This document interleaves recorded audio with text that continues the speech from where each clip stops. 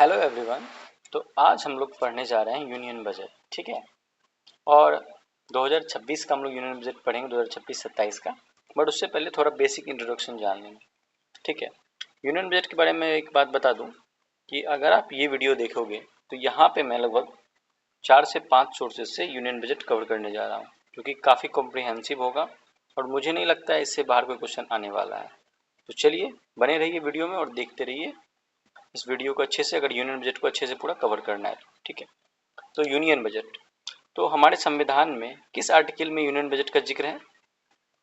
तो एक्चुअली में हमारे संविधान में यूनियन बजट और बजट शब्द का जिक्र ही नहीं है। तो किस शब्द का जिक्र है? तो एनुअल फाइनेंशियल स्टेटमेंट। तो वो किस आर्टिकल में मेंशन्ड है?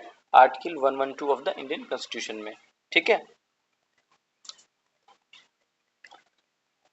ओके, तो आर्टिकल 112 में इंडियन कॉन्स्टिट्यूशन का एनुअल फाइनेंशियल स्टेटमेंट शब्द का जिक्र है और उसी के थ्रू हमारा यूनियन बजट पेश किया जाता है। चलिए यूनियन बजट को स्टार्ट करने से पहले कुछ टर्म्स हैं, इसको हम जान लेते हैं। तो सबसे पहला टर्म है फिस्कल डेफिसिट। क्या होता है फिस्कल डेफिसिट? तो it is the difference between the total expenditure and total receipt excluding डेब्ट कैपिटल रिसिप्ट। क्या होता है fiscal deficit? It is the difference between total expenditure and total receipt excluding डेब्ट capital receipt, ठीक है। It is the reflective of total boarding requirement of the government. समझ गए? Fiscal deficit क्या होता है? ये डिफरेंस होता है टोटल एक्सपेंडिचर जो खर्चा है और जो रिसिप्ट जो आमदनी है, एक्सक्लूडिंग डेब्ट कैपिटल रिसिप्ट, ठीक है। It is reflective of the total boarding requirement of the government. सरकार को फिस्कल डेफिसिट मान लीजिए 1,00,000 करोड़ है, तो इसका मतलब सरकार को अपनी जरूरतों को पूरा करने 1,00,000 करोड़ की जरूरत है, ठीक है। तो फिस्कल डेफिसिट को निकालने का फॉर्मूला क्या होता है? Total budget expenditure minus total budget receipt excluding borrowings, ठीक है। बोरोइंग मतलब कर्ज, ठीक है। तो ये हो गया। आगे बढ़ते हैं, अगला टर्म है रेवेन्यू डेफिसिट। रेवेन्यू डेफिसिट क्या होता है? तो ये होता है it refers to the excess of revenue expenditure over revenue receipt, ठीक है। रेवेन्यू डेफिसिट क्या हुआ? Revenue expenditure minus revenue receipt, ठीक है। ओके, कि रेवेन्यू का एक्सपेंडिचर ज्यादा है अगर रिसिप्ट से, तो वही हो जाएगा रेवेन्यू डेफिसिट, ठीक है। आगे बढ़ते हैं, इफेक्टिव रेवेन्यू डेफिसिट। ये क्या होता है?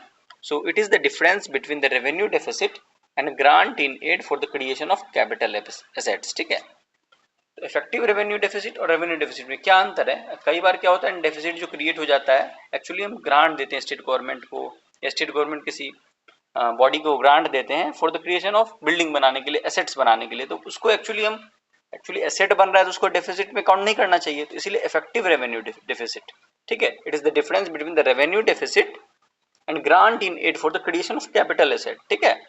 इफेक्टिवली तो वहां पे एक्चुअली कई बार होता है, जैसे ग्रांट दिया केंद्र सरकार ने बिहार सरकार को 500 करोड़ रुपया, बट वो बनाने के लिए दिया है कि हाईवेज, बट वो तो केंद्र सरकार के लिए वो रेवेन्यू एक्सपेंडिचर है, बट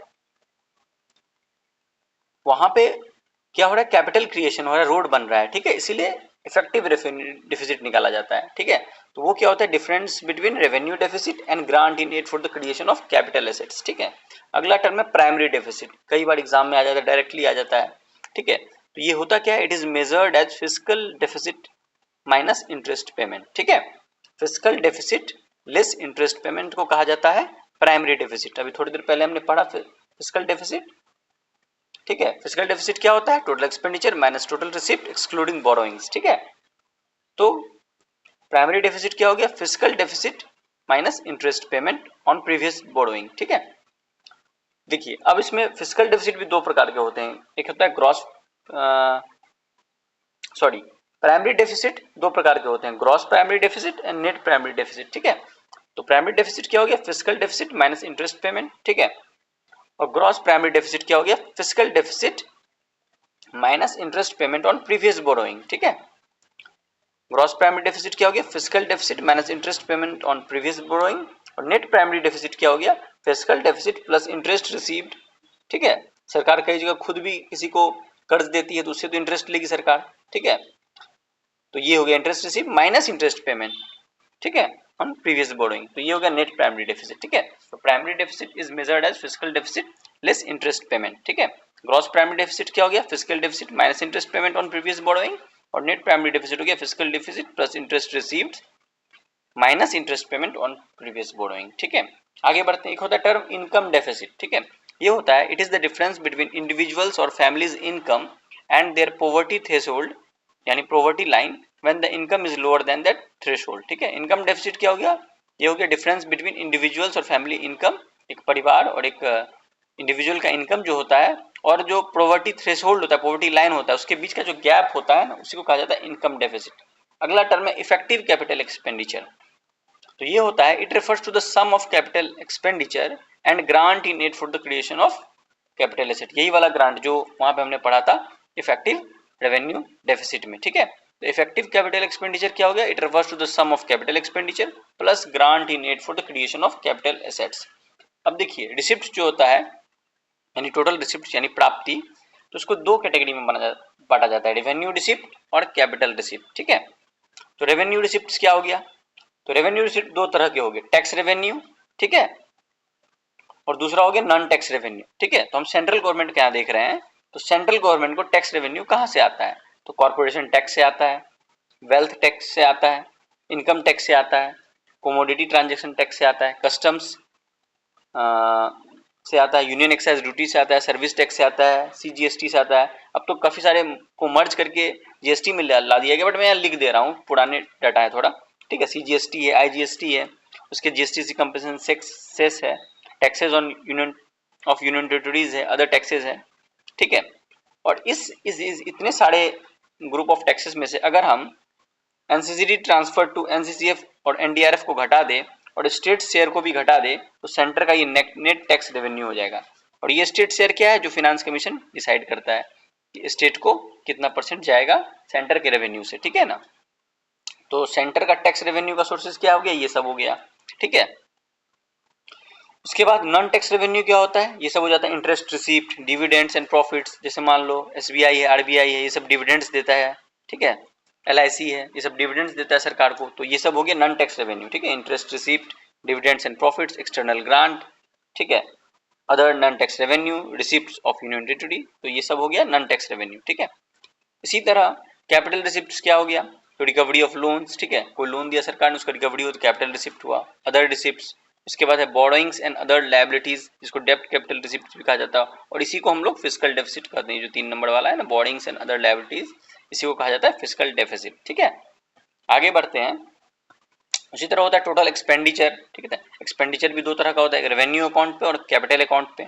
ठीक है, तो रेवेन्यू अकाउंट पे क्या हो गया, इंटरेस्ट पेमेंट हो गया, उसके बाद क्या हो गया, grant in aid for the creation of capital asset. ठीक है, रेवेन्यू अकाउंट पे इंटरेस्ट पेमेंट अगर खर्चा हो रहा है, सरकार कोई लोन लिया, उस पर इंटरेस्ट पेमेंट उसको करना है, तो वो रेवेन्यू अकाउंट से जाएगा एक्सपेंडिचर का। ठीक है, उसी तरह grant in aid for creation of capital asset, तो ये भी रेवेन्यू अकाउंट से ही जाता है, जैसे केंद्र सरकार बिहार सरकार को कुछ प्रोजेक्ट के लिए मदद करेगी। ठीक है, ओके, और grant in aid for the creation of capital asset plus capital expenditure, ये दोनों मिलकर बनता है इफेक्टिव कैपिटल एक्सपेंडिचर, जो भी हमने थोड़ी देर पहले पढ़ा था यहाँ पे।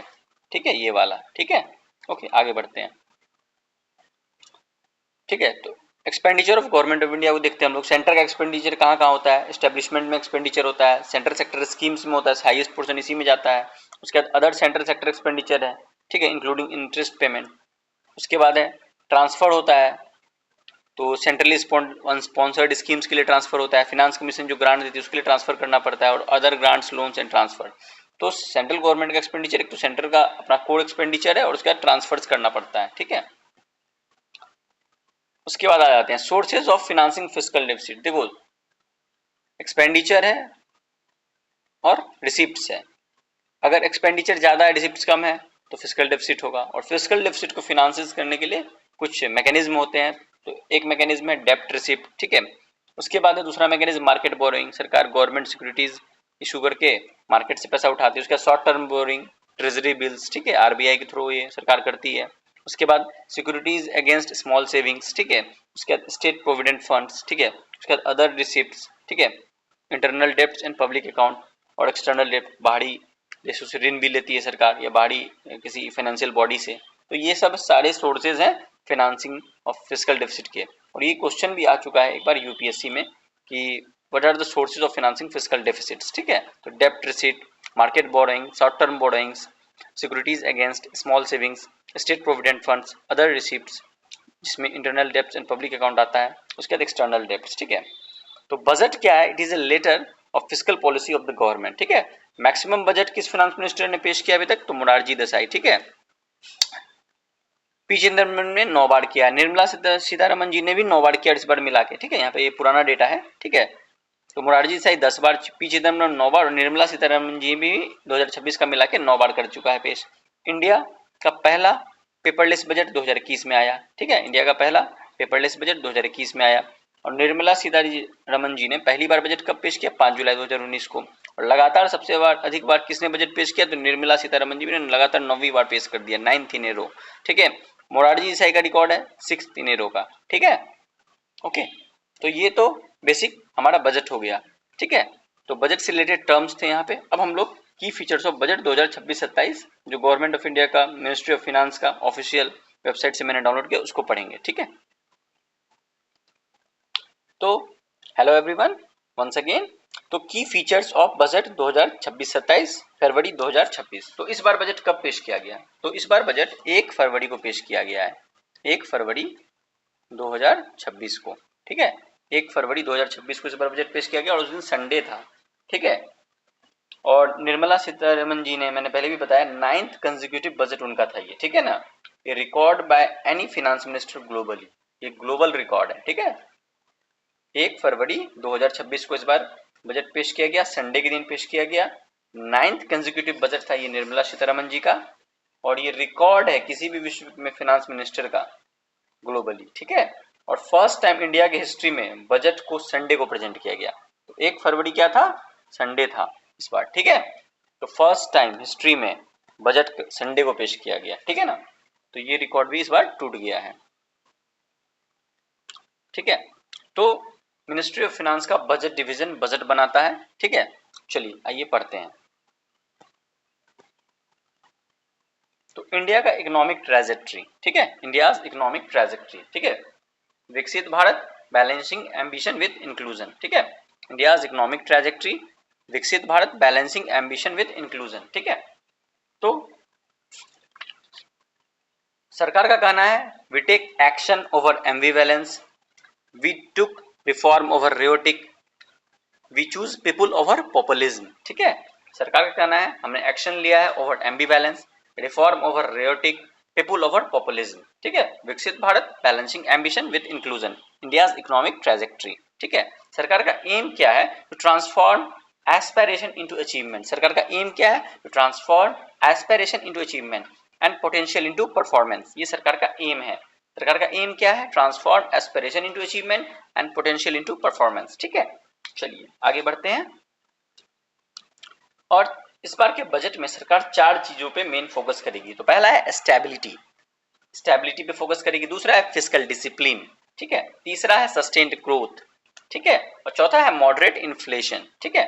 तो इस बार के बजट में सरकार 4 चीजों पे फोकस करेगी। वो क्या है? Stability, fiscal discipline, sustained growth and moderate inflation. तो अगर आपको इस टाइप से क्वेश्चन आए इनमें से 4 कौन नहीं है तो आप इसको याद कर लो, ठीक है। Stability, fiscal discipline, sustained growth and moderate inflation. Keywords याद करना है सिर्फ, तो स्टेबिलिटी याद कर लो, फिस्कल डिसिप्लिन याद कर लो, ग्रोथ याद कर लो या इन्फ्लेशन याद कर लो, ठीक है। बट याद रहेगा तो अच्छा रहेगा, ठीक है। Stability, fiscal discipline, sustained growth and moderate inflation, ठीक है। अगला पॉइंट है कि सरकार का लक्ष्य है कि we will achieve the high growth rate of around 7%, ठीक है। हमें हाई ग्रोथ रेट अचीव करना है अराउंड 7% का, ठीक है। और सरकार के लगभग इसमें 8 फैक्टर्स हैं जो डिसाइड करेंगे कि इस ग्रोथ रेट को कैसे अचीव करना है, ठीक है। और 8 फैक्टर्स होंगे जिसके कारण ये डिसाइड हो जाएगा कि ये high growth rate of around 7% achieve होगा कि नहीं होगा। तो वो क्या क्या फैक्टर्स हैं? तो पहला है एनर्जी सिक्योरिटी, एनर्जी सिक्योरिटी देखना है, ठीक है, ऊर्जा सुरक्षा, ठीक है। उसके बाद नेक्स्ट है रिड्यूस्ड क्रिटिकल इंपोर्ट डिपेंडेंसी, जो कितना भी क्रिटिकल मिनरल्स है उसको हम लोग अभी तो इंपोर्ट कर रहे हैं, उसको रिड्यूस करना है, इसीलिए सरकार ने नेशनल क्रिटिकल मिनरल मिशन भी लाया है, ठीक है। उसके बाद फार रीचिंग स्ट्रक्चरल रिफॉर्म्स ला रही है सरकार, नया इनकम टैक्स एक्ट आ चुका है, ठीक है। उसके बाद है फिस्कल प्रूडेंस, जो भी पैसा है अच्छे से खर्च करना है, ईमानदारी से खर्च करना है और करप्शन को हटाना है और प्रूडेंट वे में उसका यूज करना है, ठीक है। उसके बाद है नेक्स्ट मॉनेटरी स्टेबिलिटी, ठीक है। उसके बाद है strong thrust on public investment, ठीक है। नेक्स्ट है citizens benefit from government actions, ठीक है। और उसके बाद है डोमेस्टिक मैन्युफैक्चरिंग कैपेसिटी को बढ़ावा देना है, क्योंकि इंडिया में मैन्युफैक्चरिंग का स्लगिश ग्रोथ रहा है, ठीक है। इंडिया एक्चुअली एग्रीकल्चरल इकोनॉमी से सीधा सर्विस इकोनॉमी मूव कर गया और मैन्युफैक्चरिंग बूम इंडिया मिसिंग है इंडिया में। तो ये फैक्टर्स हैं, ठीक है। तो इन 8 चीजों पे ध्यान रखेगी सरकार, तो हाई ग्रोथ रेट ऑफ 7% को अचीव कर पाएगी, ठीक है। क्या क्या है वो, एक बार मैं फिर से पढ़ता हूँ उसको। Energy security, reduced critical import dependency, far reaching structural reforms, fiscal prudence, monetary stability, strong thrust on public investment, citizens benefit from government actions, domestic manufacturing capacity, ठीक है। आगे बढ़ते हैं नेक्स्ट। तो इस बार का जो बजट है वो युवा शक्ति ड्रिवन बजट है, याद रखिएगा। इस बार का जो बजट है तो ये युवा शक्ति ड्रिवन बजट है, ठीक है। गवर्नमेंट का संकल्प है to focus on poor, underprivileged and disadvantage. Government का क्या संकल्प है? To focus on poor, underprivileged and disadvantage, ठीक है। और इस बार का बजट युवा शक्ति ड्रिवन बजट है, ठीक है। सरकार बेसिकली यहाँ पे 3 कर्तव्य की बात करती है, ठीक है। सरकार बेसिकली यहाँ पे 3 कर्तव्य की बात कर रही है, ओके। तो वो 3 कर्तव्य क्या है? तो पहला कर्तव्य है accelerate and sustain economic growth, accelerate and sustain economic growth, ठीक है। दूसरा कर्तव्य है fulfil the aspirations of the people, दूसरा कर्तव्य है fulfil the aspirations of the people. तीसरा कर्तव्य है विजन ऑफ सबका साथ सबका विकास, ठीक है। तीसरा कर्तव्य है विजन ऑफ सबका साथ सबका विकास, ठीक है। तो यहाँ सरकार 3 कर्तव्य की बात करती है। पहला कर्तव्य है accelerate and sustain economic growth, दूसरा कर्तव्य है fulfil the aspirations of our people, और तीसरा कर्तव्य है विजन ऑफ द सबका साथ एंड सबका विकास, ठीक है। तो पहला कर्तव्य जो है accelerate and sustain economic growth, इसके अंदर है enhancing the productivity and competitiveness, ठीक है। दूसरा है building resilience to volatile global dynamics, ठीक है, ओके। तो पहला कर्तव्य के अंदर 2 पॉइंट है, इनहैंसिंग प्रोडक्टिविटी एंड कॉम्पिटिटिवनेस, ठीक है, प्रोडक्टिविटी को बढ़ाना है, कॉम्पिटिटिवनेस को बढ़ाना है, और दूसरा पॉइंट है building resilience to volatile global dynamics. Global जो डायनामिक्स है ये काफी वोलेटाइल है, तेल का प्राइस उधर बढ़ेगा, तेल का क्रंच वेस्ट एशिया में रहेगा तो हमारे यहाँ सब्जी का प्राइस बढ़ जाता है, हमारे यहाँ कुकिंग गैस का प्राइस बढ़ जाता है। तो इसके लिए रेजिलियंस लाना है और इंपोर्ट डिपेंडेंसी से बाहर आना है, ठीक है। तो पहला कर्तव्य accelerate and sustain economic growth, इसके अंदर 2 पॉइंट्स है, enhancing productivity and competitiveness and building resilience to volatile global dynamics. तो इस तरह हमारा फर्स्ट कर्तव्य ये हो गया। दूसरा कर्तव्य है fulfil the aspirations of our people, और इसके लिए बिल्ड करना है पीपल्स की कैपेसिटी को, उनका स्किल को बढ़ाना है, और make them strong partners in India's path to prosperity, और उनको इंडिया के पाथ टू प्रोस्पेरिटी में एक स्ट्रॉन्ग पार्टनर के रूप में देखना है, ठीक है। तीसरा कर्तव्य है इंडिया हमारा विजन ऑफ सबका साथ सबका विकास, ठीक है। तीसरा कर्तव्य क्या है सरकार का? विजन ऑफ सबका साथ सबका विकास and ensure that every family, every community, every region and every sector has access to resources, amenities and opportunity for meaningful participation, ठीक है। और इंश्योर करना है सरकार को कि every family, community, region and sector has access to resources and amenities and opportunities for meaningful participation। तो 3 कर्तव्य थे ये, ओके। आगे बढ़ते हैं नेक्स्ट। तो sustaining the momentum of structural reforms, ठीक है। तो सरकार कह रही है कि we will sustain the momentum of structural reforms, और इसके लिए continuous adaptive and forward living approach रहेगा सरकार का। सरकार कहती है we will continue to sustain the momentum of structural reforms, and इसके लिए हमारा continuous adaptive and forward looking approach रहेगा। सरकार ये भी कहती है कि हम रोबूस्ट एंड रेजिलिएंट फाइनेंशियल सेक्टर को बनाएंगे। सरकार ये भी कह रही है कि हम रोबूस्ट एंड रेजिलिएंट फाइनेंशियल सेक्टर बनाएंगे, और इसके लिए सेविंग्स को मोबिलाइज करेंगे, एलोकेटिंग करेंगे कैपिटल इफिशिएंटली एंड रिस्क को मैनेज करेंगे, ठीक है। सरकार कह रही है हम सेविंग्स को मोबिलाइज करेंगे, कैपिटल को अच्छे से एलोकेट करेंगे और रिस्क को अच्छे से मैनेज करेंगे, ठीक है। सरकार ये भी कह रही है कि हम लोग cutting edge technology including AI application पे भी विशेष ध्यान देंगे, और जो कि काम करेगा as a force multiplier for better governance, ठीक है, जो कि काम करेगा as a force multiplier for better governance, ठीक है। अब बात करते हैं इंडिया की रिफॉर्म एक्सप्रेस की, ठीक है।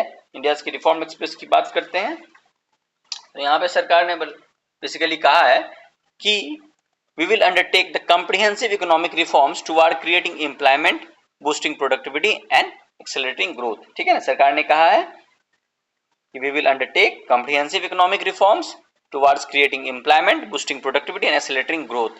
सरकार ने ये भी कहा over 350 reforms has been rolled out including GST simplification, notification of labor codes and rationalization of mandatory quality control order, ठीक है।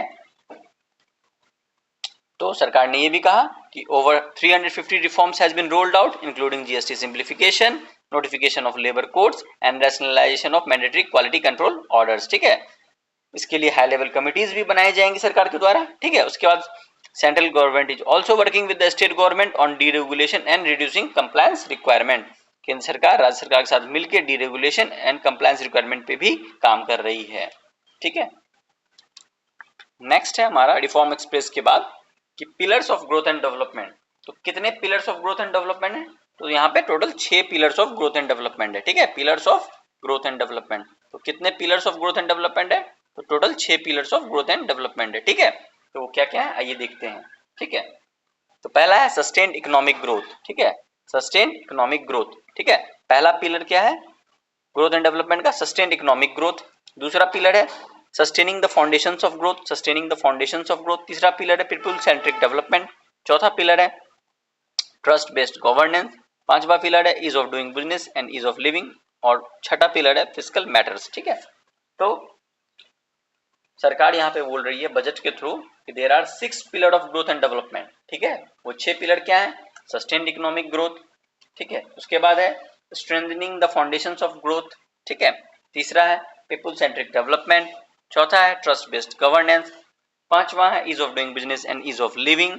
एंड छठा है फिस्कल मैटर्स। ठीक है, चलिए आगे बढ़ते हैं। तो पहला पिलर को डिस्कस करते हैं। ठीक है, सस्टेन इकोनॉमिक ग्रोथ। ठीक है,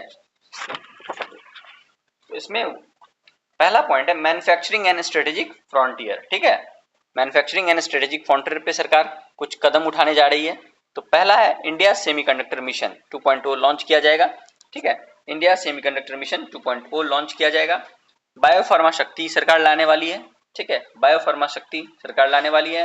उसके बाद है high tech tool rooms in central public sector enterprises, high tech tool rooms in central public sector enterprises. उसके बाद scheme for manufacture container manufacturing. ठीक है, स्कीम फॉर कंटेनर मैन्युफैक्चरिंग भी सरकार लाएगी।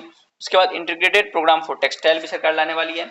इंटीग्रेटेड प्रोग्राम फॉर टेक्सटाइल भी लाने वाली है सरकार। उसके बाद इलेक्ट्रॉनिक्स कंपोनेंट मैन्युफैक्चरिंग स्कीम भी सरकार लाएगी। इलेक्ट्रॉनिक्स कंपोनेंट मैन्युफैक्चरिंग स्कीम भी सरकार लाएगी। उसके बाद strengthening domestic manufacturing of high value and technologically advance construction and infrastructure equipment. ठीक है, सरकार डोमेस्टिक मैन्युफैक्चरिंग को स्ट्रेंथन करेगी जिसके तहत high value and technologically advance construction and infrastructure equipment भी बनाया जा सके।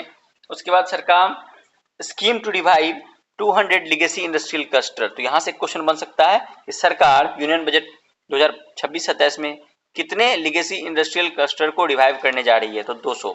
तो सरकार एक स्कीम लाएगी जिसके तहत वो 200 लिगेसी इंडस्ट्रियल क्लस्टर को रिवाइव करेगी। ठीक है, उसके लिए नेक्स्ट है एक dedicated initiative for manufacturing of affordable sports goods. Sports goods काफी महंगे भी आते हैं, तो इसके लिए सरकार एक इनिशिएटिव लाएगी ताकि अफोर्डेबल स्पोर्ट्स गुड्स बनाया जा सके इंडिया में ही। ठीक है, नेक्स्ट है 3 डेडिकेटेड केमिकल पार्क्स भी बनाएगी सरकार जिससे डोमेस्टिक प्रोडक्शन केमिकल्स का हो सके।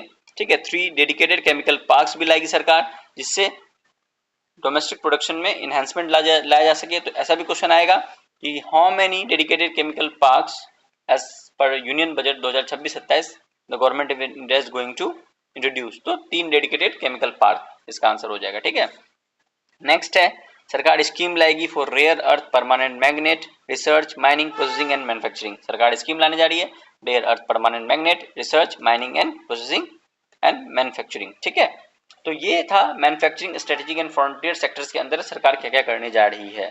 ठीक है, चलिए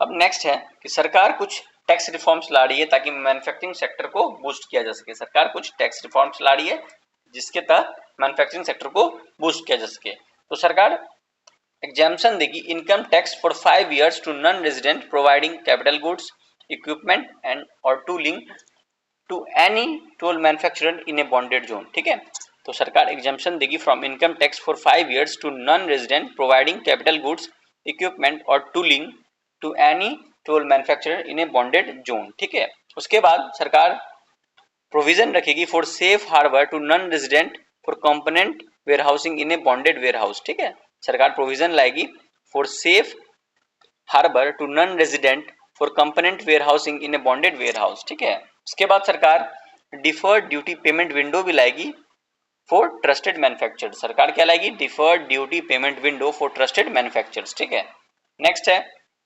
सरकार क्या करेगी? Increase the limit of for duty free imports of specified input used for processing seafood products for export from the current 1% to 3% of FOB value of the previous year export turnover। ठीक है, तो सरकार क्या करेगी, increase कर देगी limit for duty free import of a specific input used for processing seafood products for export from the current 1% से 3% of FOB value of the previous year export turnover. ठीक है, FOB का मतलब यहाँ होगा free on board और freight on board. ठीक है, नेक्स्ट है सरकार ड्यूटी फ्री इंपोर्ट, ठीक है, of specified input extended to export of shoe uppers in addition to leather और सिंथेटिक फुटवेयर। ठीक है, सरकार ड्यूटी फ्री इंपोर्ट अलाउ करेगी of specified input extended to export of shoe uppers in addition to leather और synthetic footwear. ठीक है,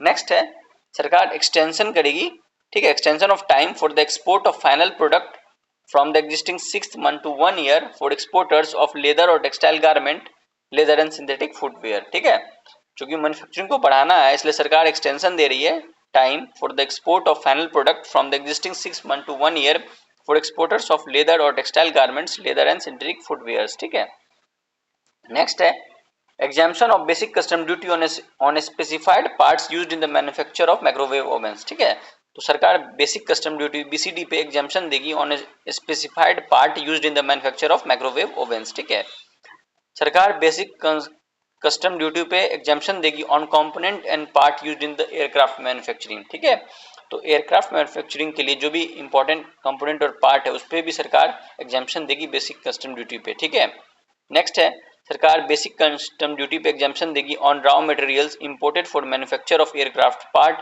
used in maintenance, repair और overhaul requirement defence units. ठीक है, तो MRO जो होता है मेंटेनेंस, रिपेयर और ओवरहॉल रिक्वायरमेंट है डिफेंस यूनिट्स का, उसके लिए भी सरकार बेसिक कस्टम ड्यूटी पे एग्जाम्पशन देगी on raw materials imported for manufacture of aircraft parts. ठीक है, उसके बाद है regular importers with trusted long standing supply chains to be recognised in the risk system. ठीक है, तो regular importers with trusted long standing supply chains to be recognised in the risk system. उसके बाद है नेक्स्ट हमारा point कि export cargo using electronic sealing to be provided through clearance from the factory premises to the ship. ठीक है, export cargo using electronic sealing to be provided through clearance from the factory premises to the ship। ठीक है, और एक special one time measures to facilitate sale in domestic tariff area at concessional rate of duty by eligible manufacturing units of special economic zones. ठीक है, तो एक special one time measure देगी सरकार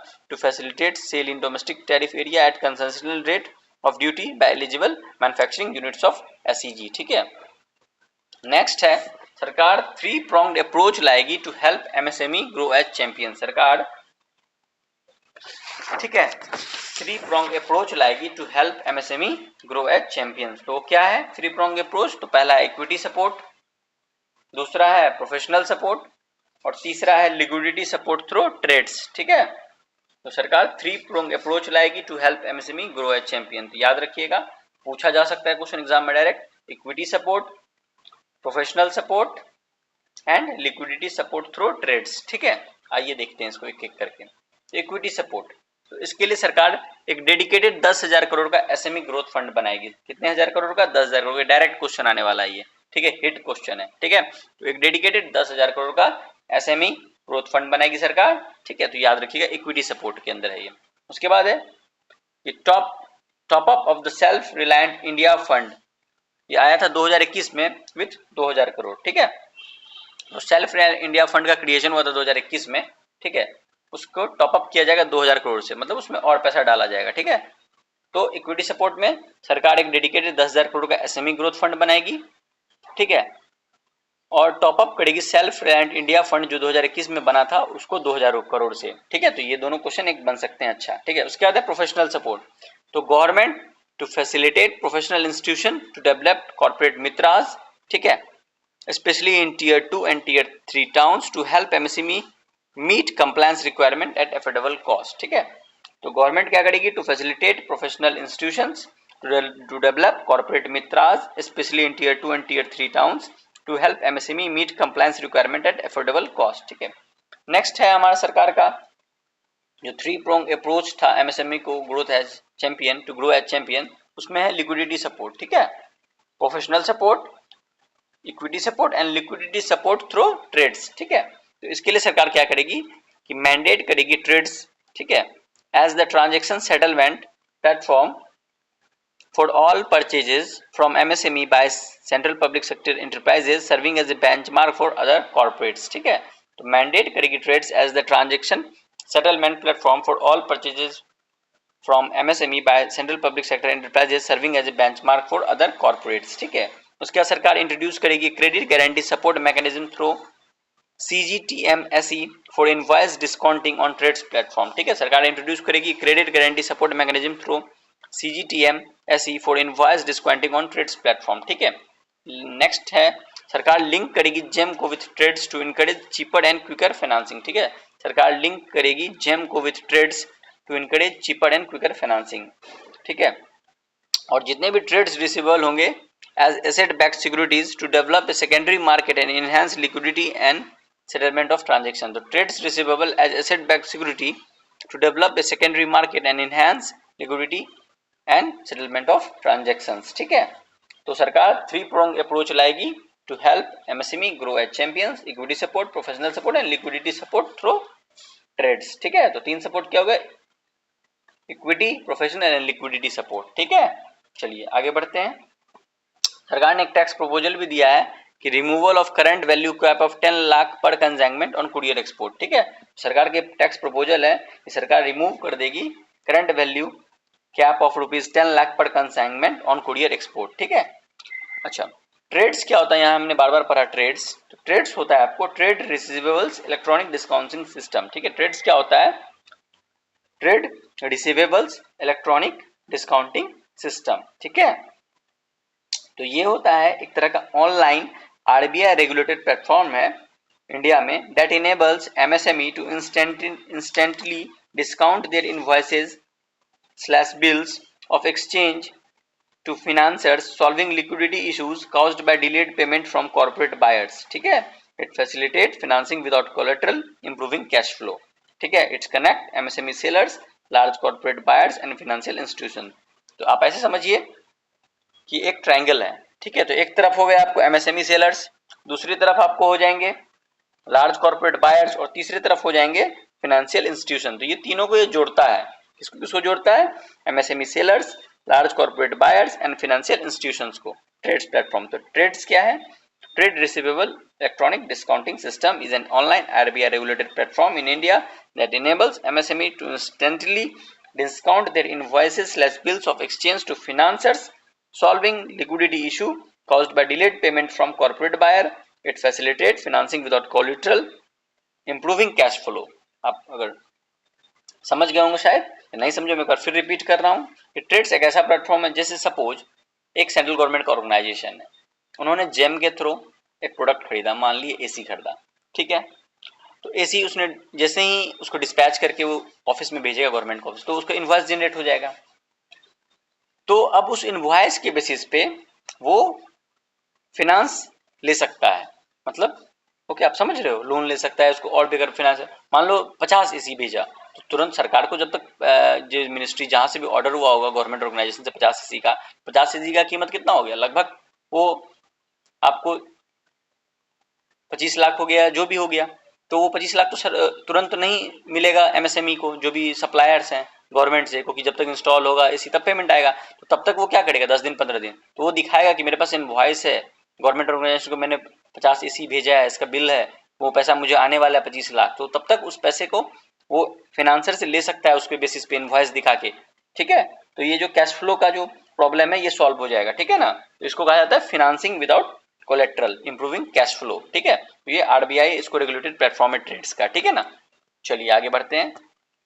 नेक्स्ट है सरकार का इनिशिएटिव, सरकार रिन्यू करेगा ताकि इकोनॉमिक ग्रोथ को सस्टेन करना है। तो पहला क्या था, मैन्युफैक्चरिंग स्ट्रेटेजिक, मैन्युफैक्चरिंग सेक्टर को बढ़ावा देना था, चाहे वो स्ट्रेटेजिक सेक्टर पे हो या फ्रंटियर सेक्टर पे हो, ठीक है। दूसरा सरकार का इनिशिएटिव है ताकि इकोनॉमिक ग्रोथ सस्टेन्ड रहे, वो है renewing the emphasis on service sector, renewing the emphasis on service sector. तो इसके लिए सरकार क्या करेगी, एक high powered education to employment and enterprise standing committee बनाएगी। सरकार क्या बनाएगी, high powered education to employment, high powered education to implement and enterprise standing committee बनाएगी to focus on the service sector as a core driver of Viksit Bharat. ठीक है, तो सरकार service sector को रिन्यूड एम्फेसिस देने के लिए सर्विस सेक्टर के लिए एक high powered education to implement and enterprise standing committee बनाएगी to focus on the services sector as the core driver of Viksit Bharat. ठीक है, नेक्स्ट है हेल्थ सेक्टर के लिए सरकार क्या करेगी, upgrade and establish new institutions for allied health professionals in 10 selected disciplines. तो कितने सेलेक्टेड डिसिप्लिन में सरकार अलाइड हेल्थ प्रोफेशनल्स के लिए न्यू इंस्टीट्यूशन बनाएगी, तो 10 सेलेक्टेड डिसिप्लिन्स। ठीक है, सरकार क्या करेगी, upgrade and establish new institutions for allied health professionals in 10 selected discipline. तो याद करिएगा कितने डिसिप्लिन में, 10 सेलेक्टेड डिसिप्लिन। ठीक है, उसके बाद है केयर्ड इकोसिस्टम सरकार डेवलप करेगी और जिसके तहत वैरायटी ऑफ NSQF अलाइंड, ठीक है, national skill qualification framework aligned programmes को लॉन्च करेगी to train 1.5 lakh multi skilled care givers. ठीक है, तो अभी केयर गिविंग इंडस्ट्री भी काफी ग्रो कर रहा है इंडिया में। ठीक है, तो केयर इकोसिस्टम को बढ़ाने के लिए सरकार डेवलप करेगी ए वैरायटी ऑफ NSQF यानी national skill qualification framework aligned programme to train 1.5 lakh multi skilled caregiver. तो अगर ये क्वेश्चन आ जाए कितने lakh care multi skilled care givers को सरकार ट्रेन करेगी, तो 1.5 लाख यहाँ से क्वेश्चन बनेगा। ठीक है, अगला क्वेश्चन है सरकार मेडिकल टूरिज्म को भी बढ़ावा देगी और इसके लिए एक स्कीम लाएगी to support states in establishing 5 hubs for medical value tourism in partnership with private sector. तो सरकार मेडिकल टूरिज्म को भी बढ़ावा देना चाह रही है और इसके लिए वो सरकार इसकी स्कीम लाएगी जिससे वो राज्यों को मदद करेगी to establish 5 hub for medical value tourism in partnership with private sector. तो कितने हब मेडिकल वैल्यू टूरिज्म के लिए बनाएगी सरकार, 5।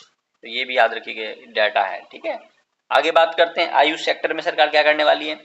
तो 3 knew all India institute of Ayurveda को सरकार लाने जा रही है और जितने भी आयुष फार्मेसीज हैं उसको अपग्रेड करेगी और ड्रग टेस्टिंग लैब्स को for higher standard of certification ecosystem and upgrade करेगी WHO global traditional medicine centre जो कहाँ पे है, गुजरात में। ठीक है, तो 3 knew all India institute of Ayurveda सरकार स्टैब्लिश करने जा रही है, आयुष फार्मेसीज और ड्रग टेस्टिंग लैब को अपग्रेड करेगी। ठीक है, और WHO का जो ग्लोबल ट्रेडिशनल मेडिसिन सेंटर है गुजरात में उसको भी सरकार अपग्रेड करेगी।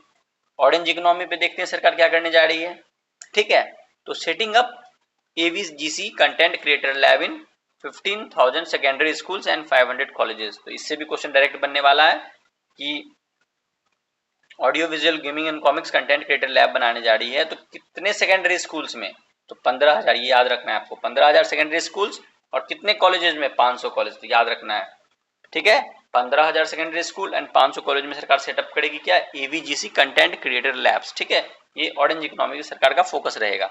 नेक्स्ट डिजाइन क्षेत्र में सरकार क्या करने जा रही है, तो सेटअप करेगी national institute of design through the challenge route in eastern region of India. सरकार क्या सेटअप करेगी, national institute of design through the challenge route in eastern region of India.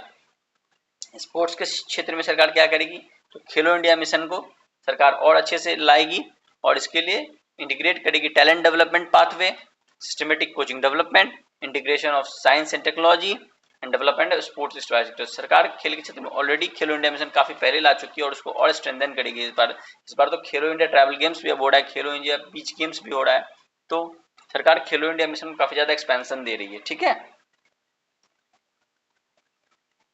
आगे बात करते हैं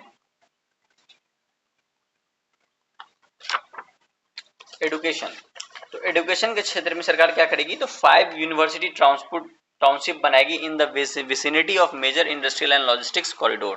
तो सरकार क्या करने जा रही है, 5 यूनिवर्सिटी टाउनशिप बनाएगी in the vicinity of major industrial and logistic corridor. ठीक है, सरकार का लक्ष्य है एक गर्ल्स हॉस्टल होना चाहिए in higher education STEM institution in every district. सरकार का क्या लक्ष्य है, एक girls hostel in higher education STEM institutions in every district. ठीक है, सरकार और क्या करने जा रही है, सरकार सेटअप करेगी और अपग्रेड करेगी 4 टेलीस्कोपिक इंफ्रास्ट्रक्चर फैसिलिटी। तो कितने, 4 टेलीस्कोपिक इंफ्रास्ट्रक्चर फैसिलिटीज को भी सरकार अपग्रेड करेगी। ठीक है, सरकार सेटअप करेगी, अपग्रेड करेगी 4 टेलीस्कोपिक इंफ्रास्ट्रक्चर फैसिलिटीज और सरकार 5 यूनिवर्सिटी टाउनशिप बनाएगी कहाँ पे, in the vicinity of major industrial and logistic corridors. सरकार हर एक डिस्ट्रिक्ट में गर्ल्स हॉस्टल खोलना चाह रही है। ठीक है, आइए देखते हैं टूरिज्म के क्षेत्र में सरकार क्या करने जा रही है। तो सरकार सेटअप करेगी national institute of hospitality.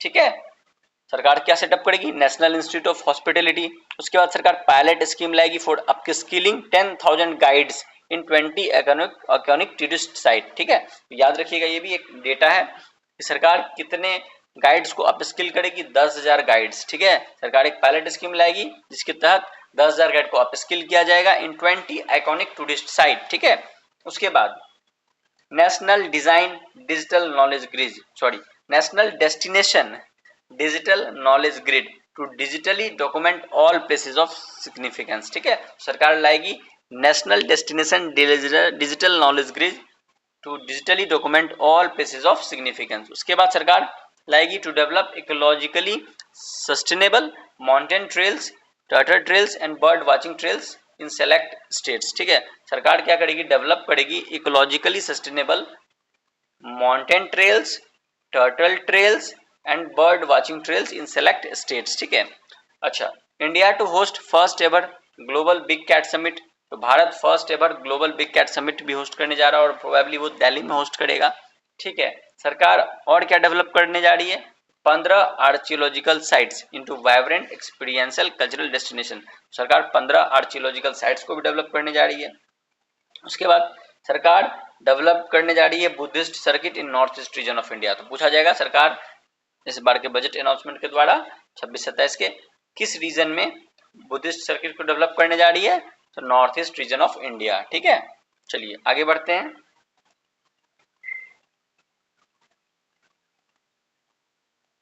Next है हमारा tax reforms to boost the service sector. ठीक है, तो इसके लिए क्या किया सरकार ने, clubbing of services under a single category of information technology services with a common safe harbour margin of 15.5%। तो ये याद रखिएगा कि कॉमन सेफ हार्बर मार्जिन कितना है, 15.5%। ठीक है, नेक्स्ट है safe harbour threshold for IT services increasing from 300 crore to 2000 crore. ठीक है, तो safe harbour threshold for IT services increasing from 300 crore to 2000 crore. ठीक है, नेक्स्ट है approval of safe harbour for IT services by an automated rule driven process. Okay, next है continuation of safe harbour for a period of 5 years। तो याद रखिएगा for a period of 5 year at the company choice. ठीक है, continuation of safe harbour for a period of 5 years at the company choice. Next है fast tracking unilateral APA यानी advance pricing agreement process for IT services with an aim to conclude it within a period of 2 years can be extended by a further period of 6 months on the taxpayer's request। ठीक है, next है extension of facility of modified returns for APA availing entities to its associated entities. अब देखिए मैं चीज़ों को जो बार बार repeat करूंगा वो समझिएगा, बहुत इंपॉर्टेंट है, जिसको एक बार पढ़ के आगे बढ़ जा रहा हूँ, नॉट दैट मच इंपॉर्टेंट। ठीक है, ओके, नेक्स्ट है हमारा provision of tax holiday until. ये काफी इंपॉर्टेंट है, पूछा जाएगा क्वेश्चन कि provision of tax holiday until 2047 to foreign companies providing cloud services to global customer through India based data centre services. ये काफी इंपॉर्टेंट क्वेश्चन है, इसको ये नोट मार्क कर लीजिए। प्रोविजन ऑफ टैक्स हॉलीडे कब तक है, to foreign companies providing cloud services to global customers through India based data centre services. तो ये है 2047, काफी इंपॉर्टेंट। ठीक है, और विकसित भारत का लक्ष्य भी कब तक है, 2047 तक। ठीक है, नेक्स्ट है इसी पॉइंट में related entities providing data centre services from India to get a safe harbour of 15% on cost. ठीक है, आगे बढ़ते हैं। Exemption to global income of non resident expert for a stay period of 5 years under notified schemes. ठीक है, exemption of global income exemption to global income of non-resident expert for a period of 5 years until under notified schemes. ठीक है, तो आगे बढ़ते हैं। Next है हमारा फिनेंशियल सेक्टर, इसको देखते हैं एक बार। ओके, तो फिनेंशियल सेक्टर के लिए सरकार ने किया है setting up of high level committee on banking for Viksit Bharat to align with India's next growth phase. ठीक है, तो सरकार ने क्या सेटअप किया है, high level committee on banking for Viksit Bharat to align with India's next growth phase. ठीक है, चलिए आगे बढ़ते हैं, इसी में है point. Next, there is an incentive of 100 crore for single issuance of municipal bonds of more than 1000 crore. ठीक है, तो कितने का इंसेंटिव है? 100 करोड़ का for single issuance of municipal bond of more than 1000 crore. Current scheme under Amrut will continue. ठीक है, Atal mission for rejuvenation of urban transformation वो कंटिन्यू होगा। ठीक है ना, तो so there is an incentive of 100 crore for single issuance of municipal bonds of more than 1000 crore. ठीक है, आगे बढ़ते हैं। जैसे यहाँ पे इसका मतलब ये हुआ कि कोई भी म्युनिसिपल कॉर्पोरेशन अगर सिंगल इशुएंस करेगा म्युनिसिपल बॉन्ड का मोर देन 1000 करोड़ तो उसको इंसेंटिव दिया जाएगा 100 करोड़ का। ठीक है ना, नेक्स्ट है restructuring power finance corporation and rural electrification corporation, तो इसको रिस्ट्रक्चर किया जाएगा। ठीक है ना, पावर फाइनेंस कॉर्पोरेशन और रूरल इलेक्ट्रिफिकेशन कॉर्पोरेशन को। नेक्स्ट है there will be the comprehensive review of the FEMA act यानी फॉरेन एक्सचेंज मैनेजमेंट एक्ट। ठीक है, आगे बढ़ते हैं। नेक्स्ट है there is introduction of market making framework and total return swap on corporate bond. ठीक है, चलिए आगे बढ़ते हैं। So there are certain tax proposal for financial sectors. So पहला है कि raising the securities transition tax on futures from 0.02% to 0.05%। काफी इंपॉर्टेंट क्वेश्चन है, याद कर लीजिए इसको। Raising the securities transaction tax on futures from 0.02% to 0.05। ठीक है, फ्यूचर एंड ऑप्शंस क्या होता है इसको थोड़ा डिस्कस कर लेते हैं। तो futures and options are financial derivatives used for hedging or speculation deriving their value from underlying assets like stocks or indices. A future contract obligates both parties to buy or sell at a set price on a future date, whereas options give the buyer the right but not the obligation to trade, offering more flexibility। ठीक है, तो future and options क्या एक तरह का financial derivative है used for hedging और speculation, जो अपना वैल्यू डिराइव करता है कहां से? अंडरलाइंग एसेट्स लाइक स्टॉक्स और इंडाइसेस। ठीक है, फ्यूचर कॉन्ट्रैक्ट क्या करता है? ऑब्लिगेट करता है बोथ द पार्टीज, ठीक है, टू बाय और sell at a set price on a future date, whereas options gives the buyer the right, अधिकार देता है बायर को, ना कि but not the obligation, उसका obligation नहीं है, to trade, offering more flexibility to the buyer। तो ऑप्शंस में ज्यादा फ्लेक्सिबिलिटी है बायर को। ठीक है, तो security transition tax on futures को बढ़ा दिया गया है 0.02% टू 0.05%। नेक्स्ट है security transaction tax on options premium and exercising of options to be raised to 0.15% from the rate of 0.1% and 0.125% respectively। ठीक है, चलिए आगे बढ़ते हैं। नेक्स्ट हमारा है increasing farmers income by enhancing productivity in agriculture and allied sectors। तो basically हमने यहाँ देखा कि सस्टेनिंग इकोनॉमिक ग्रोथ में पहला हमने देखा manufacturing strategy and frontier sectors को देखा, हमने दूसरा देखा renewing the emphasis on service sector, और हम तीसरा देख रहे हैं अभी कि increasing farmers income by enhancing productivity in agriculture and allied sectors. ठीक है, तो आइए इसको देखते हैं। तो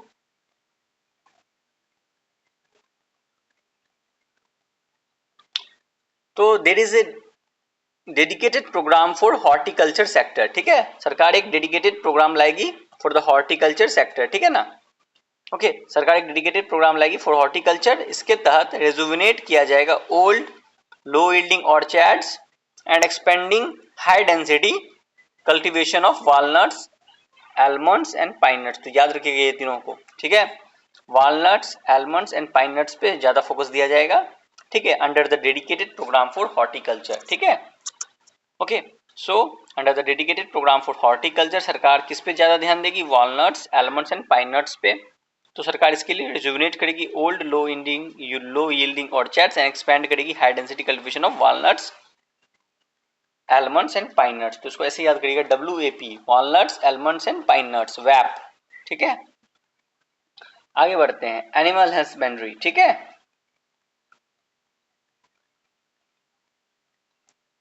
बट उससे पहले इसको देख लेते हैं कि सरकार क्या कर रही है। कोकोनट प्रमोशन बिल आएगी, scheme to increase the production and enhance productivity, और Indian cashew and cocoa program भी सरकार लाएगी। ठीक है, सरकार कोकोनट प्रमोशन को भी बढ़ावा देगी, उसके लिए स्कीम लाएगी to increase the production and productivity, as well as Indian cashew, Indian काजू और कोकोआ प्रोग्राम भी सरकार लाएगी। ठीक है, आगे बढ़ते हैं। एनिमल हस्बेंड्री में देखते हैं क्या करेगी सरकार। तो सरकार सपोर्ट करेगी entrepreneurship in the sector to facilitate job creation in rural and peri urban areas, loan link capital subsidy support scheme for establishment of veterinary and para vet college, veterinary hospitals, diagnostic laboratory and breeding facilities in private sector. ठीक है, तो loan link capital subsidy देगी सरकार इसके लिए। ठीक है ना, चलिए आगे बढ़ते हैं। तो सरकार क्या करेगी, सपोर्ट करेगी entrepreneurship in the sector to facilitate job creation in the rural and peri urban areas, सरकार लोन लिंक कैपिटल सब्सिडी भी देगी to support the animal husbandry sector, और इसके लिए एस्टेब्लिशमेंट क्या क्या होगा, veterinary and para veterinary colleges, veterinary hospital, diagnostic laboratories and etcetera. ठीक है, आगे बढ़ते हैं। सपोर्टिंग हाई वैल्यू एग्रीकल्चर के लिए सरकार, तो मैंने बताया गया, coconut, Indian cashew and cocoa programs लाएगी सरकार। उसके बाद dedicated programme for Indian cashew and cocoa, ये मैंने पहले ही बता दिया, और boost engagement and relevance by aligning training with employ roles. ठीक है, ये भी एक इंपॉर्टेंट सरकार का इनिशिएटिव है। नेक्स्ट हम देखते हैं फिशरीज सेक्टर के लिए सरकार क्या करने जा रही है। तो integrated development of 500 reservoirs and Amrit Sarovar. ठीक है, इंटीग्रेटेड डेवलपमेंट ऑफ 500 रिजर्वायर, तो सरकार क्या कर रही है फिशरी सेक्टर के लिए, integrated development of 500 reservoirs and Amrit Sarovars. ये भी काफी इंपॉर्टेंट क्वेश्चन है। Strengthening fisheries value chain in coastal area and enabling market linkages for startup and women led groups together with the fish FPOs. ठीक है, तो 500 reservoir का डेवलपमेंट किया जाएगा ताकि फिशरीज सेक्टर को बढ़ावा मिले। ठीक है, आगे देखते हैं सैंडलवुड के लिए सरकार क्या कर रही है। तो सैंडलवुड के लिए focused cultivation and post harvest processing, उसको सरकार इंप्रूवमेंट लाएगी उसमें। ठीक है, focused cultivation and post harvest processing के लिए सैंडलवुड के क्षेत्र में सरकार काम करेगी। नेक्स्ट है भारत विस्तार, इस पे भी एक क्वेश्चन अच्छा बन सकता है और मेरे एक टेस्ट में आया था। So integrating agri stack portal and the ICAR package on agricultural practices with AI system, इसके लिए सरकार क्या लाएगी, भारत विस्तार लाएगी। ठीक है, integrating agri stack portals and the ICAR package on agricultural practices with AI system, तो उसके लिए सरकार क्या लाएगी, भारत विस्तार। ठीक है, ओके, चलिए तब आगे बढ़ते हैं। नेक्स्ट है कुछ टैक्स प्रपोजल्स, इसको देख लेते हैं एक बार। तो fish catch by an Indian fishing vessel in exclusive economic zone और on the high seas to be made duty free, तो ये एक इंपॉर्टेंट प्रपोजल है कि इसको ड्यूटी फ्री किया जाएगा। And trading the landing of such fish on foreign ports as export of good. ठीक है, और अगर उस तरह का फिश किसी फॉरेन पोर्ट पे लैंड होगा तो उसको एक्सपोर्ट ऑफ गुड्स में काउंट किया जाएगा। ठीक है ना। नेक्स्ट है deduction allowed to primary cooperative society engage to include supply of cattle feed and cotton seed produced by members. ठीक है, नेक्स्ट उसके बाद पॉइंट है allowing the inter cooperative society dividend income as deductions under the new tax regime to the extent distributed to members. ठीक है, उसका अगला point है तो यहाँ पे इंपॉर्टेंट बस ये वाला था, fish catch by Indian fishing vessel in exclusive economic zone और the high seas to be made duty free और trading the landing of such fish on foreign port will be treated as export of good. ठीक है, next है exemption for tax dividend income received by notified national cooperative federation from investment made in companies up to 31 January 2026 from tax for a period of 3 years, exemption to be allowed only for dividend distributed to its member cooperatives। ठीक है, चलिए आगे बढ़ते हैं अब हम। Next है हमारा, तो स्टार्टिंग में हमने pillars of growth and development की बात की थी और वहां कितने पिलर्स थे ग्रोथ एंड डेवलपमेंट के, 6 थे। तो उसमें अभी हमने पहला डिस्कस किया सस्टेनिंग इकोनॉमिक ग्रोथ और इसके लिए इतने सारे प्रपोजल्स थे। दूसरा था हमारा pillars of growth and development का क्या था, strengthening the foundations of growth. ठीक है, strengthening the foundations of growth, तो उसी को आइए डिस्कस करते हैं हम लोग। ठीक है, तो उसमें पहला है इंफ्रास्ट्रक्चर, तो इंफ्रास्ट्रक्चर को अच्छा करेंगे। तो इंफ्रास्ट्रक्चर के सेक्टर में ये देखिए कि पब्लिक कैपेक्स जो है, पब्लिक कैपिटल एक्सपेंडिचर, ये फाइनेंशियल ईयर 14-15 में लगभग 2 लाख करोड़ था। ठीक है, और वर्तमान में बजट एस्टिमेट 2026-27 में इसको बढ़ा के कर दिया गया 12.2 लाख करोड़। तो ठीक है, पब्लिक कैपिटल एक्सपेंडिचर में लगभग 6 गुना बढ़ोतरी हुई लगभग इन 12 सालों में। ठीक है, कितना हो चुका है? 12.2 लाख करोड़ फाइनेंशियल ईयर 26-27 में पब्लिक कैपेक्स है। फाइनेंशियल ईयर 14-15 में कितना था? 2 लाख करोड़ था। तो इंफ्रास्ट्रक्चर को मजबूत करने के लिए सरकार कई सारे सेवरल इनिशिएटिव्स ला रही है for large scale enhancement of public infrastructure. उसके लिए इनविट्स सरकार लाई है, रीड्स लाई है, NIIF लाई है और नेवफिड भी लाई है सरकार। ठीक है, तो ये सब इनिशिएटिव सरकार का। ठीक है, infrastructure investment trust, real estate investment trust. ठीक है, उसके बाद है सरकार कंटिन्यू करेगी अपना focus on developing infrastructure in cities with over 5 lakh population, यानी टीयर 2 और टीयर 3 सिटीज पे भी सरकार इंफ्रास्ट्रक्चर को डेवलप करने पे ध्यान देगी। ठीक है ना, आगे बढ़ते हैं। तो सरकार इसके लिए क्या करेगी? इंफ्रास्ट्रक्चर को और मजबूत करने के लिए तो सेटअप करेगी इंफ्रास्ट्रक्चर रिस्क गारंटी फंड। ये भी एक अच्छा क्वेश्चन है, एक टेस्ट में था। Setting up the infrastructure risk guarantee fund to provide prudently calibrated partial credit guarantee to lenders. ठीक है, सरकार इसके लिए क्या सेटअप करेगी? Infrastructure risk guarantee fund to provide prudently calibrated partial credit guarantee to its lender. उसके बाद सरकार क्या करेगी? Recycling of real estates assets of CPSE through the setting of dedicated real estate investment trust। ठीक है, सरकार क्या करेगी? Recycling of real estate assets of central public sector enterprises through the setting up of dedicated real estate investment trust। ठीक है, उसके बाद सरकार क्या करेगी? establishment of new dedicated freight corridor। ठीक है, सरकार क्या करेगी? establishment of new dedicated freight corridor connecting डांकुनी in the east, जो डांकुनी का है वेस्ट बंगाल में है, to Surat in the west. ठीक है, और ये लगभग 2100 किलोमीटर का डेडिकेटेड फ्राइट कॉरिडोर होगा। ठीक है, जो कि वेस्ट बंगाल, झारखंड, उड़ीसा, छत्तीसगढ़, महाराष्ट्र, गुजरात से गुजरेगा। कितने राज्यों से? 6 राज्यों से। ठीक है, तो एस्टेब्लिशमेंट होगा एक नया डेडिकेटेड फ्राइट कॉरिडोर जो कि Dankuni in the east to the Surat in the west. 2100 kilometre लगभग इसकी लंबाई होगी, जो कि वेस्ट बंगाल, झारखंड, उड़ीसा, छत्तीसगढ़, महाराष्ट्र और गुजरात से होकर गुजरेगा। ठीक है, नेक्स्ट सरकार कदम इंफ्रास्ट्रक्चर बूस्ट के लिए क्या कर रही है? ऑपरेशनलाइज करेगी 20 नया नेशनल वाटरवे। ठीक है, government will operationalize 20 new national waterways connecting mineral rich areas, industrial center and ports। ठीक है, over the next 5 year, ये actually over the next 5 year का ये टारगेट है। ठीक है ना, the initiative begins with the national waterway 5 in Odisha linking Talcher and Angul industrial hub to Paradip and Dhamra port। ठीक है, और ये जो सरकार ऑपरेशनलाइज करेगी 20 न्यू नेशनल वाटरवेज, ये over a period of 5 years करेगी। और the initiative begins with the national waterway 5, ये याद रखिएगा, एक क्वेश्चन यहाँ से भी बन सकता है।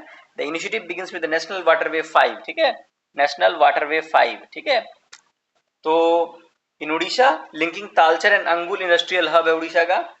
ठीक है, to Paradip and Dhamra ports in Odisha. ठीक है ना, आगे बढ़ते हैं। नेक्स्ट है setting up of ship repair ecosystem to catering to inland waterways. ठीक है, तो सरकार क्या सेटअप करेगी? Ship repair ecosystem catering to inland waterways. तो ये कहाँ पे सेट करने वाली है सरकार? प्राइमरी फैसिलिटीज का वाराणसी में और पटना में। तो ये याद रखिएगा, इससे भी एक क्वेश्चन आ चुका है टेस्ट में एक। ठीक है, setting up of ship repair ecosystem catering to inland waterways, और उसका प्राइमरी रिपेयर फैसिलिटी कहाँ पे होगा? Varanasi UP and Patna Bihar. इसको याद कर लीजिए, लिख लीजिए, क्वेश्चन आएगा अगर अच्छा किसी न किसी एग्जाम में तो पक्का आएगा ये। ठीक है, क्योंकि क्वेश्चन भी तो लिमिटेड होते हैं, किसी भी बजट से अगर क्वेश्चन आएगा इतने सारे कॉम्पिटिटिव एग्जाम से तो कहीं तो ये आएगा। ठीक है, नेक्स्ट है हमारा there will be also a launch of a coastal cargo promotion scheme. Coastal cargo promotion scheme को लॉन्च किया जाएगा to increase the share of inland waterways and coastal shipping from 6% to 12% by 2047। ठीक है, क्या लक्ष्य है कोस्टल शिपिंग को और इनलैंड वाटरवेज को बढ़ाने का? इन कोस्टल कार्गो प्रमोशन स्कीम में 6% से 12% करना।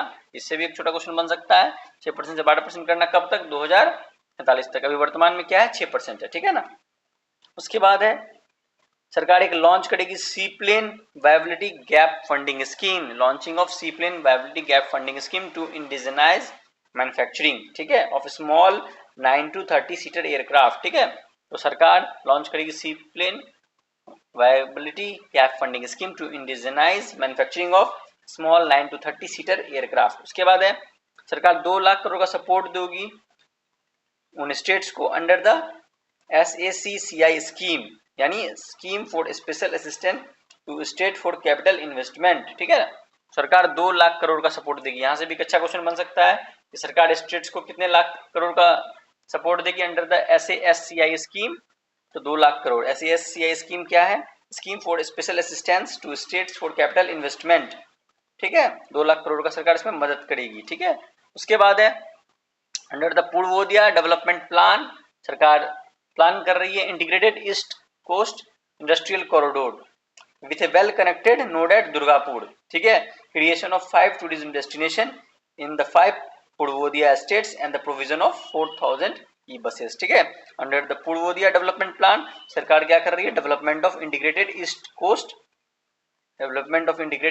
Coast industrial corridor with a well connected node at Durgapur, और क्रिएशन ऑफ 5 टूरिज्म डेस्टिनेशन भी क्रिएट करेगी सरकार, ठीक है, इन 5 पुरवोदिया डिस्ट्रिक्ट, ठीक है, याद रखिएगा इन 5 पुरवोदिया डिस्ट्रिक्ट 5 टूरिज्म डेस्टिनेशन, और उसका वेल कनेक्टेड नोड कहाँ पे होगा? दुर्गापुर में होगा। और सरकार 4000 ई बसेस का भी पुरवोदिया डिस्ट्रिक्ट में, पुरवोदिया स्टेट्स में प्रोविजन कर रही है, ठीक है ना। तो ये सारे कुछ फैक्ट्स थे इंफ्रास्ट्रक्चर से रिलेटेड, ठीक है। चलिए आगे बढ़े अब, बिल्कुल। नेक्स्ट हमारा पॉइंट है, इसी में हम लोग डिस्कस कर रहे थे अभी एक्चुअली क्या, strengthening the foundation of growth. इसमें पहला था इंफ्रास्ट्रक्चर, दूसरा है ensuring long term energy security and stability, ठीक है, ensuring long term energy security and stability. तो इसके लिए सरकार लाएगी एक scheme to adopt carbon capture utilisation and storage, ठीक है। इसके लिए सरकार क्या लाएगी? एक स्कीम लाएगी carbon capture utilisation and storage, ठीक है। सरकार स्कीम लाएगी, scheme to adopt carbon capture utilisation and storage यानी CCUS with an outlay of 20,000 crore. तो याद रखिएगा ये भी एक अच्छा क्वेश्चन बन सकता है कि सरकार क्योंकि इंश्योर करना चाह रही है long term energy security and stability, तो इसके लिए सरकार एक स्कीम लाएगी to adopt carbon capture utilisation and storage CCUS with an outlay of 20,000 crore. उसके बाद सरकार एग्जेम्पशन देगी basic custom duty on import of sodium antimonate. तो इस केमिकल का नाम याद कर लीजिए, sodium antimonate, for the use in manufacturing of solar glasses, ठीक है। तो सरकार एग्जेम्पशन देगी basic custom duty on import of sodium antimonate, इसको नाम याद कर लीजिए, for the use in the manufacturing of solar glass. Next है there will be also an exemption of basic custom duty on import of capital goods required for the processing of critical minerals in India, ठीक है। तो import of capital goods जो भी requirement होगा for the processing of critical minerals in India, उसके लिए भी सरकार बेसिक कस्टम ड्यूटी पे एग्जेम्पशंस देने वाली है, ठीक है। नेक्स्ट है कि सरकार एक्सटेंड करेगी exemption of basic custom duty to capital goods used in the manufacture of lithium ion cells for batteries to be used in battery energy storage system BESS, ठीक है। तो बैटरी एनर्जी स्टोरेज सिस्टम के लिए जो भी lithium ion sales जो batteries के लिए बनता है, उसके लिए कैपिटल गुड्स का जो भी रिक्वायरमेंट होगा लिथियम आयन सेल्स का मैन्युफैक्चरिंग में, उसके लिए भी सरकार एक्सटेंशन देगी exemption of basic custom duty का, ठीक है। नेक्स्ट है extension of the existing basic custom duty exemption on imports of goods required for nuclear powered projects till the year 2020-35 and expand it for all nuclear plants irrespective of their capacity। तो 2035 तक जो भी nuclear power project है उसके लिए भी जो भी रिक्वायरमेंट होगा उसके लिए भी सरकार बेसिक कस्टम ड्यूटी को जो एग्जेम्पशन दे रही है उसको एक्सटेंड करेगी।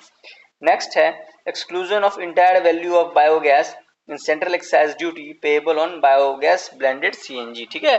So there will be an exclusion of entire value of biogas in central excise duty payable on biogas blended CNG। Next है urbanization city economic regions, ठीक है। तो city economic regions, city क्या होता है? economic regions होता है, उसके urbanization पे सरकार ने कहा है कि वो amplify करेगी the potential of city to deliver the economic power of agglomerations, ठीक है। सरकार क्या करेगी? amplify करेगी potential of city to develop the economic power of agglomeration, ठीक है। Okay, city urbanisation city economic regions, इसको हम लोग पढ़ रहे हैं, ठीक है। इसके तहत सरकार एम्पलीफाई करेगी potential of city to develop the economic power of agglomeration. सरकार इस पे फोकस देगी टीयर 2 और टीयर 3 सिटी पे और टेम्पल टाउन्स पे, ठीक है। तो टीयर 2, टीयर 3 सिटी और टेम्पल टाउन्स, ये तीनों इसमें मुख्यतः शामिल हैं फोकस। तो ओके, अच्छा, ग्रोथ कनेक्टर्स के लिए सरकार क्या करने वाली है? ग्रोथ को अगर कनेक्ट करना है, क्योंकि अलग अलग इंडिया के अलग अलग रीजन्स ग्रोथ पॉइंट्स हैं, तो उसके लिए सरकार 7 हाई स्पीड रेल कॉरिडोर ला रही है। तो वो कहाँ कहाँ कनेक्ट किया हुआ है? मुंबई पुणे है, पुणे हैदराबाद है, हैदराबाद बेंगलुरु है, हैदराबाद चेन्नई है, चेन्नई बेंगलुरु है, दिल्ली वाराणसी है, वाराणसी सिलीगुड़ी है। Under environmentally sustainable passenger system, ठीक है। तो 7 हाई स्पीड रेल कॉरिडोर है बिटवीन मुंबई, पुणे, पुणे, हैदराबाद, हैदराबाद, बेंगलुरु, बेंगलुरु, चेन्नई, चेन्नई, हैदराबाद, दिल्ली, वाराणसी, वाराणसी, सिलीगुड़ी, ठीक है। और वाराणसी सिलीगुड़ी कॉरिडोर बिहार होके जाएगी, ठीक है ना। आगे बढ़े, यस नेक्स्ट। उसके बाद है पीपुल सेंट्रिक डेवलपमेंट, ये एक और पिलर था, ठीक है, पीपुल सेंट्रिक डेवलपमेंट। तो इसके लिए सरकार क्या कर रही है, तो सरकार बिल्ड करेगी, building a strong care ecosystem covering geriatric and allied care services, training of 1.5 lakh multi skilled care givers, ठीक है। सरकार इसके लिए क्या कर रही है, building a strong care ecosystem covering geriatric and allied care services, training of 1.5 lakh multi skilled care givers through NSQF aligned programmes, ठीक है। सरकार NSQF अलाइंड प्रोग्राम्स के तहत एक स्ट्रॉन्ग केयर इकोसिस्टम डेवलप करेगी covering गेरियाट्रिक and allied care services, जिसके तहत training होगा 1.5 lakh multi skilled care givers का थ्रू NSQF अलाइंड प्रोग्राम्स, ठीक है। आगे बढ़ते हैं, सरकार इस नेक्स्ट स्टेप क्या ले रही है पीपल सेंट्रिक डेवलपमेंट के लिए, तो सेल्फ हेल्प एंटरप्रेन्योर यानी सेल्फ हेल्प एंटरप्रेन्योर मार्ट्स यानी सी मार्ट सरकार सेटअप करेगी as community owned retail outlet with the cluster within the cluster level federations, ठीक है। तो self help entrepreneur C mart सरकार जो है वो सेटअप करेगी as community owned retail outlets within the cluster level federations, ठीक है, CLF। The initiative aims to transition rural women from being merely credit seekers to become active sustainable enterprise owner। तो rural women जो basically credit seekers थी उनको active sustainable enterprise owner बनाना इस सी mart का लक्ष्य है, ठीक है। आगे बढ़ते हैं, नेक्स्ट है दिव्यांगजन कौशल योजना, ठीक है। सरकार दिव्यांगजन कौशल योजना लाएगी और इसके लिए सरकार लगभग 200 करोड़ का एलोकेशन भी दी है, ठीक है। इसके तहत क्या किया जाएगा, जितने भी दिव्यांगजन उनको प्रोवाइड किया जाएगा dignified livelihood opportunity through the industry relevant and customized training specific to disability groups, ठीक है। तो दिव्यांगजन कौशल योजना के साथ 200 करोड़ का एलोकेशन भी दिया गया सरकार की तरफ, जिसके तहत उनको प्रोवाइड किया जाएगा dignified livelihood opportunity through industry relevant and customised training specific to disability groups, ठीक है। आगे बढ़ते हैं, अब नेक्स्ट है दिव्यांग सहारा योजना। सरकार दिव्यांग सहारा योजना भी ला रही है, जिसके तहत timely access to high quality assistive devices for all eligibles, ठीक है। तो दिव्यांग सहारा योजना के तहत सरकार timely access to high quality assistive devices for all eligibles, ठीक है। उसके बाद नेक्स्ट है, सरकार ला रही है supporting artificial limbs manufacturing corporation of India ALIMCO to scale up production of assistive devices, invest in R&D and AI integration. तो सरकार क्या करेगी, सपोर्ट करेगी अलिम्को को यानी artificial limb manufacturing corporation of India to scale up production of assistive devices, invest in R&D and AI integration. Next है कि सरकार स्ट्रेंथनिंग करेगी PM Divyasha Kendra as modern retail style centre, ठीक है। सरकार स्ट्रेंथन करेगी PM Divyasha Kendra as modern retail style centres and also establishing assistive technology marts, ठीक है। और सरकार और क्या एस्टेब्लिश करेगी, assistive technology marts, assistive technology mart, ठीक है। PM दिव्याशा केंद्र को स्ट्रेंथन करेगी सरकार as modern retail style centre as well as establishing assistive technology marts, ठीक है। नेक्स्ट है, सरकार सेटअप करेगी निमांस 2, ठीक है, NIMHANS 2 and upgrading national mental health institute in Ranchi and Tezpur Assam, ठीक है।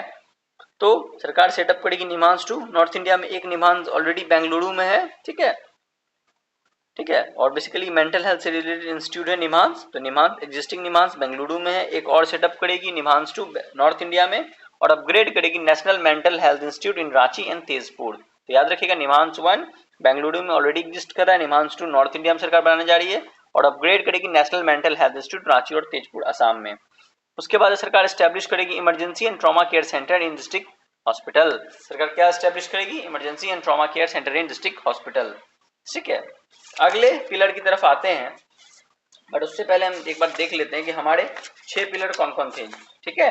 तो हमारे 6 पिलर थे ग्रोथ और डेवलपमेंट के, जैसे पहला पिलर था सस्टेनिंग इकोनॉमिक ग्रोथ, जिसको हमने पढ़ लिया। उसके बाद हमने पढ़ा strengthening the foundation of growth, इसको भी हमने पढ़ लिया। उसके बाद हमने पढ़ा पीपुल सेंट्रिक डेवलपमेंट, इसको भी हमने पढ़ लिया। उसके बाद हमने फोर्थ अभी पढ़ने जा रहे हैं ट्रस्ट बेस्ड गवर्नेंस, ठीक है। तो ट्रस्ट बेस्ड गवर्नेंस को हम लोग पढ़ने जा रहे हैं, ओके। तो ये फोर्थ पिलर था हमारा ग्रोथ एंड डेवलपमेंट का। तो इसमें क्या कहा गया है कि there will be an enhancement of duty deferral period for tier 2 and tier 3 authorised economic operators from 15 to 30 days, ठीक है। So there will be an enhancement of duty deferral period for tier 2 and tier 3 authorized economic operators from 15 to 30 days. Eligible manufacturer importers to get the same duty deferral facility, government agency will be encouraged to leverage AOEO accreditation, ठीक है। उसके बाद है there will be the transformation of custom warehousing framework into a warehouse operator centric with self declarations etc, ठीक है। So transformation होगा customs warehousing framework का into a warehouse operator centric with self declaration etcetera, ठीक है। Next है the filing of bill of entry by trusted importer and arrival of goods to automatically notify customs, ठीक है। The filing of bill of entry by trusted importer and arrival of good to automatically notify customs, ठीक है। तो ये trust based governance का ये सब सरकार इनिशिएटिव लेने जा रही है under the trust based governance pillar. Next है there will be an extension of validity period of advance ruling binding on custom from 3 years to 5 years, ठीक है। so there will be an extension of validity period of advance ruling binding on customer from 3 years to 5 years. further सरकार क्या करेगी regular importers के लिए एक trusted long standing supply chain को recognise किया जाएगा in the risk system so that the need for verification of their cargo every time will be minimise, ठीक है। जो भी रेगुलर इंपोर्टर्स है with trusted long standing supply chain will be recognized in the risk system so that the need for verification of their cargo every time can be minimized, ठीक है। जो भी trusted है उसको बार बार चेकिंग नहीं करेगा सरकार, कभी कभी हफ्ते या जो भी उनका हो बार बार उसको चेकिंग नहीं किया जाएगा, ठीक है। क्योंकि अगर उसको ऑलरेडी ट्रस्ट हिस्ट्री अच्छा है तो उस फर्म का, ठीक है, क्योंकि कस्टम्स के प्रोसेस में काफी टाइम लगता है, ठीक है ना। आगे बढ़ते हैं, नेक्स्ट है हमारा fifth pillar ease of doing business and ease of living, ठीक है। तो इसके लिए सरकार देखिए क्या क्या कदम उठाने जा रही है कि पहला है individual persons resident outside India यानी PROIs, ठीक है। Individual person resident outside India PROIs will be permitted to invest in equity investment of listed Indian companies through the portfolio investment scheme, ठीक है। तो PROIs को पोर्टफोलियो इन्वेस्टमेंट स्कीम के तहत invest करने दिया जाएगा। नेक्स्ट है interest awarded by the motor accident claim tribunal to a natural person will be exempted from income tax and any TDS on this account will be done away with, ठीक है। तो interest awarded by the motor accident claim tribunal to a natural person will be exempt from income tax and any TDS on this account will be done away with. Next है reduce tax collected at source rate on the sale of overseas tour program packages from 5% and 20% to 2% without any stipulation of amount, ठीक है। तो tax collected at source rate को घटा दिया जाएगा on sale of overseas tour programme package from 5 and 20% to 2% without any stipulation of amount, ठीक है। Next point है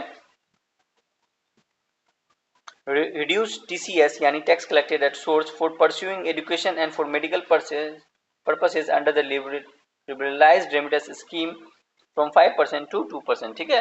सरकार क्या करेगी रिड्यूस करेगी TCS for pursuing education and for medical purposes under the liberalized remittance scheme LRS from 5% to 2%, ठीक है।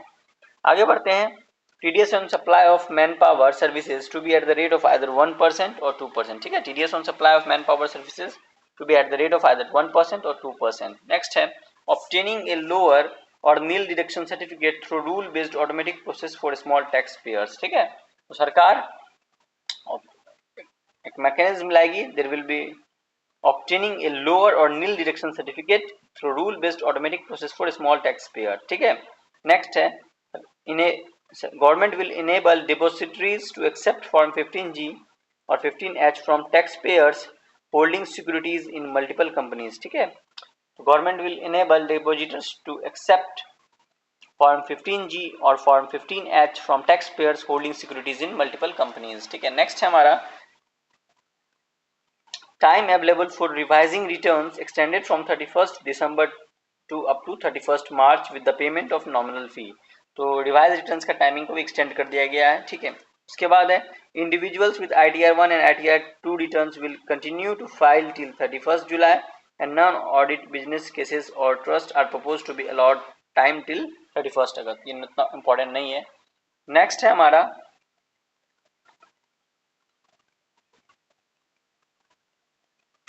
सरकार एक इंट्रोड्यूस करेगी 1 time 6 month foreign asset disclosure scheme, ठीक है। तो सरकार एक इंट्रोड्यूस करेगी 1 time 6 month foreign asset disclosure scheme below a certain size for small tax payer, ठीक है।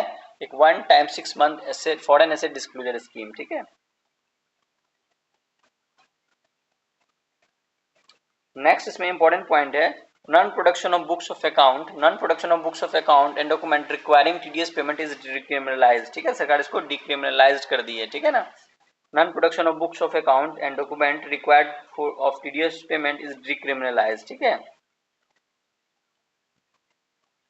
उसके बाद है there is an exemption from minimum alternate tax to all non resident who pay tax on presumptive basis, ठीक है। So there is an exemption from minimum alternate tax to all non-tax resident who pay tax on presumptive basis, ठीक है। There is a exemption from minimum alternate tax to all non-resident who pay tax on presumptive basis, ठीक है।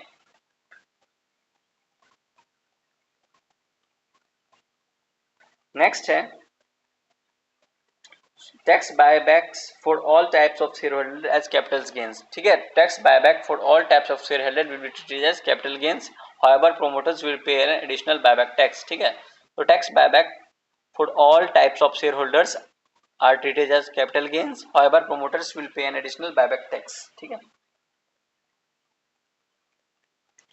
So minimum alternate tax is proposed to be made final tax, so minimum alternate tax is proposed to be made final tax, ठीक है। There will be an exemption of basic custom duty on 17 drugs, ये भी एक test में question आया हुआ है। Basic there will be an exemption of basic custom duty on 17 drugs or medicine for cancer patients, ठीक है। नेक्स्ट है single and interconnected digital window for cargo clearance approvals, ठीक है। Single and interconnected digital window for cargo clearance approvals, ठीक है। Next है custom integrated system to be rolled out in 2 years, ठीक है। Custom integrated system to be rolled out in 2 years, ठीक है। उसके बाद honest tax payer willing to settle disputes will now be able to close cases by paying an additional amount in lieu of penalty, ठीक है। तो इस तरह से हमारा ये 5th पिलर भी एंड हुआ। नेक्स्ट है फिस्कल मैटर्स, टोटल 6 पिलर्स थे, ठीक है। तो 16th फाइनेंस कमीशन ने अपना रिपोर्ट सरकार को ऑलरेडी सबमिट किया है। तो इसमें देखते हैं कि government has accepted the recommendation of the 16th finance commission, जिसके चेयरमैन कौन थे, Arvind Panagariya, to retain the vertical share of devolution at 41%। तो 41% क्या है, वर्टिकल शेयर ऑफ डिवोल्यूशन, जो प्रीवियस था 15th में वही उसी को मेंटेन किया गया है, ठीक है। So there is a provision of 1.4 lakh crore, there is a provision of 1.4 lakh crore to the states for the financial year 26-27 as finance commission grants. These includes rural and urban local body and disaster management grants, ठीक है। तो 16th finance commission के recommendation को सरकार ने accept कर लिया और vertical share of devolution at 41% है, ठीक है। और प्रोविजन है इस वर्ष 2026-27 के लिए एक 1.4 lakh crore to states as finance commission grants, ठीक है। और इसमें rural and urban local body and disaster management का ग्रांट इंक्लूडेड है, ठीक है ना। तो इसको याद रखिएगा आप, ठीक है। यहाँ पे एक इंपॉर्टेंट डाटा है 41%, दूसरा इंपॉर्टेंट डाटा है 1.4 लाख करोड़, ठीक है।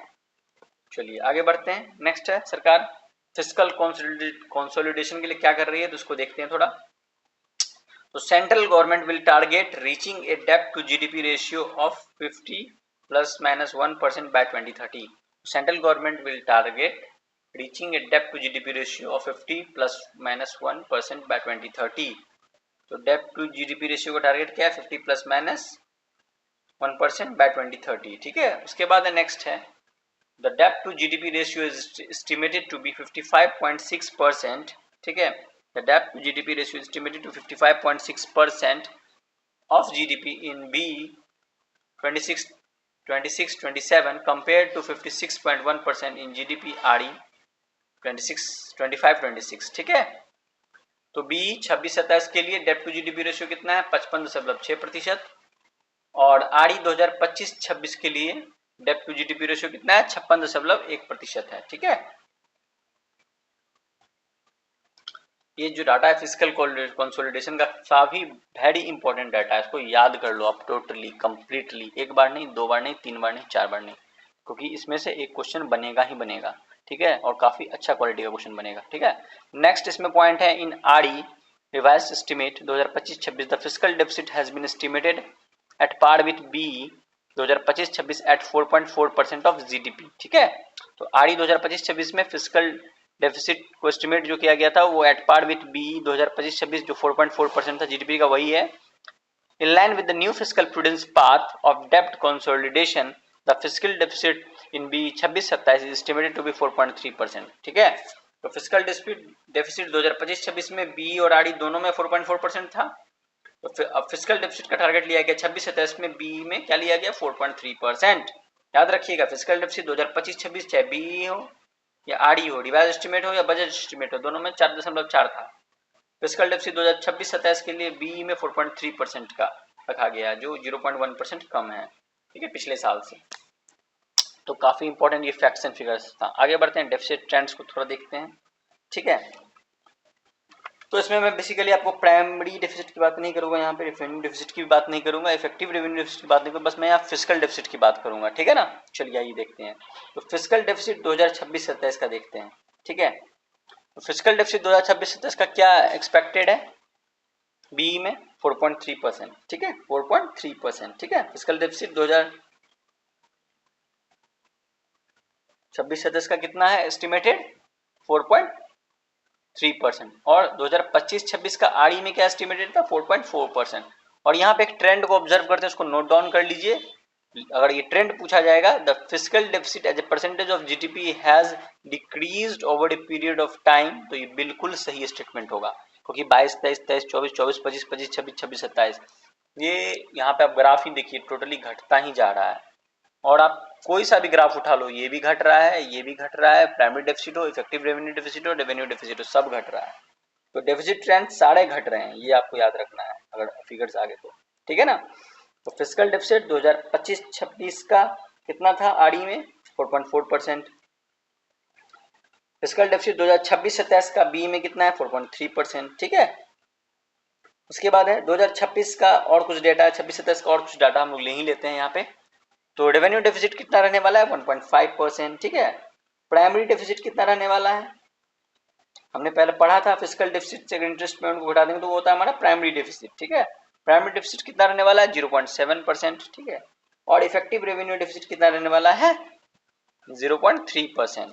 हमने ये भी पढ़ा था इफेक्टिव रेवेन्यू डेफिसिट क्या होता है, रेवेन्यू डेफिसिट में से अगर हम हटा दे grant in aid for the creation of capital assets, तो वो हमारा हो जाता है इफेक्टिव रेवेन्यू डेफिसिट। ठीक है, तो 2026-27 बी के लिए कुछ इंपॉर्टेंट फिगर्स है, physical deficit 4.3%, revenue deficit 1.5%, primary deficit 0.7%, effective revenue deficit 0.3%।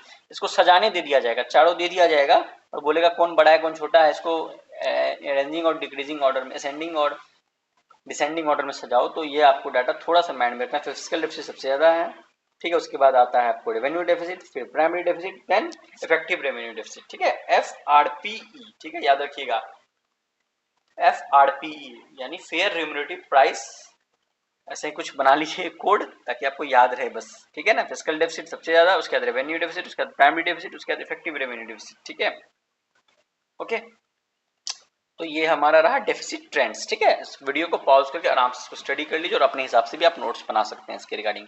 आइए अब देखते हैं rupee comes from and rupees goes to, इसको थोड़ा सा। ठीक है, तो सरकार के पास पैसा आता कहाँ से है। ठीक है, अगर 1 रुपया है या 100 रुपीज है तो सरकार के पास पैसा आता कहाँ से है, आइए इसको एक बार झलक ले लेते हैं इसकी। तो सरकार को सबसे ज्यादा पैसा आता है बोरोइंग्स एंड लायबिलिटीज से, एक नंबर पे 24। ठीक है, 24% पैसा सरकार को, अगर 100 रुपया है तो 24 रुपया आ जाता है सरकार को बोरिंग्स एंड लायबिलिटीज से। ठीक है ना, दूसरे नंबर पे सरकार का सबसे ज्यादा कंट्रीब्यूशन रहता है आपको इनकम टैक्स का। ठीक है, इनकम टैक्स 21%, सरकार को 100 रुपया है तो 21 रुपया इनकम टैक्स से आता है। तीसरा नंबर पे आता है सरकार को पैसा कॉर्पोरेशन टैक्स, थर्ड नंबर। ठीक है, ठीक है 18%। ठीक है, उसके बाद चौथे नंबर पे आ जाता है आपका GST। ठीक है ना, एंड अदर टैक्सेस। ठीक है, फोर्थ नंबर पे आ जाता है 15%। ठीक है, उसके बाद आ जाता है आपको नॉन टैक्स रेवेन्यू 10%। ठीक है, उसके बाद आ जाता है आपको यूनियन एक्साइज ड्यूटी 6%, उसके बाद आता है आपको कस्टम्स 4%, उसके बाद आता है आपको नॉन डेब्ट कैपिटल रिसीट्स जो कि है 2%, ठीक है। तो टोटल 8 सेक्टर्स में यहाँ पे बांटा हुआ है। सबसे ज्यादा है बोर्डिंग्स एंड लायबिलिटीज 24%, देन है इनकम टैक्स 21%, देन है कॉर्पोरेशन टैक्स 18% एंड देन है जीएसटी एंड अदर टैक्सेस 15%। तो यहाँ पे घट भी रहा है 3 के परसेंटेज में। तो याद रखिएगा बोर्डिंग्स एंड लायबिलिटी 24%, नेक्स्ट है इनकम टैक्स 21%, उसके बाद है कॉर्पोरेशन टैक्स 18% एंड देन है जीएसटी 15%। अब पैसा जाता कहाँ है? आता है तो जाते जाएगा भी कहीं भी पैसा, तो रुपी गोज टू, ठीक है। तो सबसे ज्यादा पैसा जाता है आपको स्टेट शेयर ऑफ टैक्सेस में 22%, ठीक है। स्टेट शेयर ऑफ टैक्सेस में सबसे ज्यादा पैसा जाता है 22%। उसके बाद जाता है पैसा आपको इंटरेस्ट पेमेंट में 20%, ठीक है। सेकंड नंबर पे इंटरेस्ट पेमेंट 20%। उसके बाद जाता है आपको सेंट्रल सेक्टर स्कीम में 17%, सेंट्रल सेक्टर के 3 नंबर पे सेंट्रल सेक्टर स्कीम में 17%, ठीक है। उसके चौथे नंबर पे डिफेंस में जाता है 11%, ठीक है। उसके बाद जाता है आपको सेंट्रली स्पॉन्सर्ड स्कीम में जाता है आपको 8%, ठीक है। ओके, तो यहाँ पे लगभग 9 सेक्टर्स में डिवाइडेड है पैसा और रुपी कम्स फ्रॉम में लगभग 8 सेक्टर्स में डिवाइडेड था पैसा, ठीक है। तो रुपीज गोज टू सबसे ज्यादा पैसा जाता है आपको स्टेट शेयर ऑफ टैक्सेस में 22%। उसके बाद जाता है आपको पैसा इंटरेस्ट पेमेंट 20%। उसके बाद जाता है सेंट्रली सेक्टर स्कीम 17%। उसके बाद जाता है डिफेंस में 11% और उसके बाद जाता है सेंट्रल स्पॉन्सर्ड स्कीम यानी 8%, ठीक है। और उसके बाद जाता है कहाँ पे आपको finance commission and other transfers में जाता है 7%। उसके बाद जाता है आपको अदर एक्सपेंडिचर 7%। उसके बाद जाता है आपको मेजर सब्सिडीज है 6%, उसमें जाता है पैसा। उसके बाद जाता है आपको सिविल पेंशंस में 2%, ठीक है। सबसे ज्यादा जाता है state share of taxes 22%। Second number पे इंटरेस्ट पेमेंट, थर्ड पे सेंट्रली सेक्टर स्कीम, फोर्थ पे डिफेंस एंड फिफ्थ पे सेंट्रली स्पॉन्सर्ड स्कीम्स, ठीक है। नेक्स्ट है हमारा पॉइंट रिसिप्ट्स, इसको थोड़ा देख लेते हैं।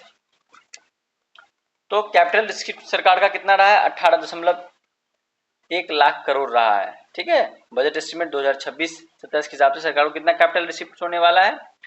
18.1 लाख करोड़। और रेवेन्यू रिसिप्ट कितना होने वाला है सरकार को? 35.3 लाख करोड़ का बजट एस्टिमेट है 2026-27 में सरकार को रेवेन्यू रिसिप्ट होने वाला है, ठीक है ना। तो ये फिगर्स याद रखना है आपको।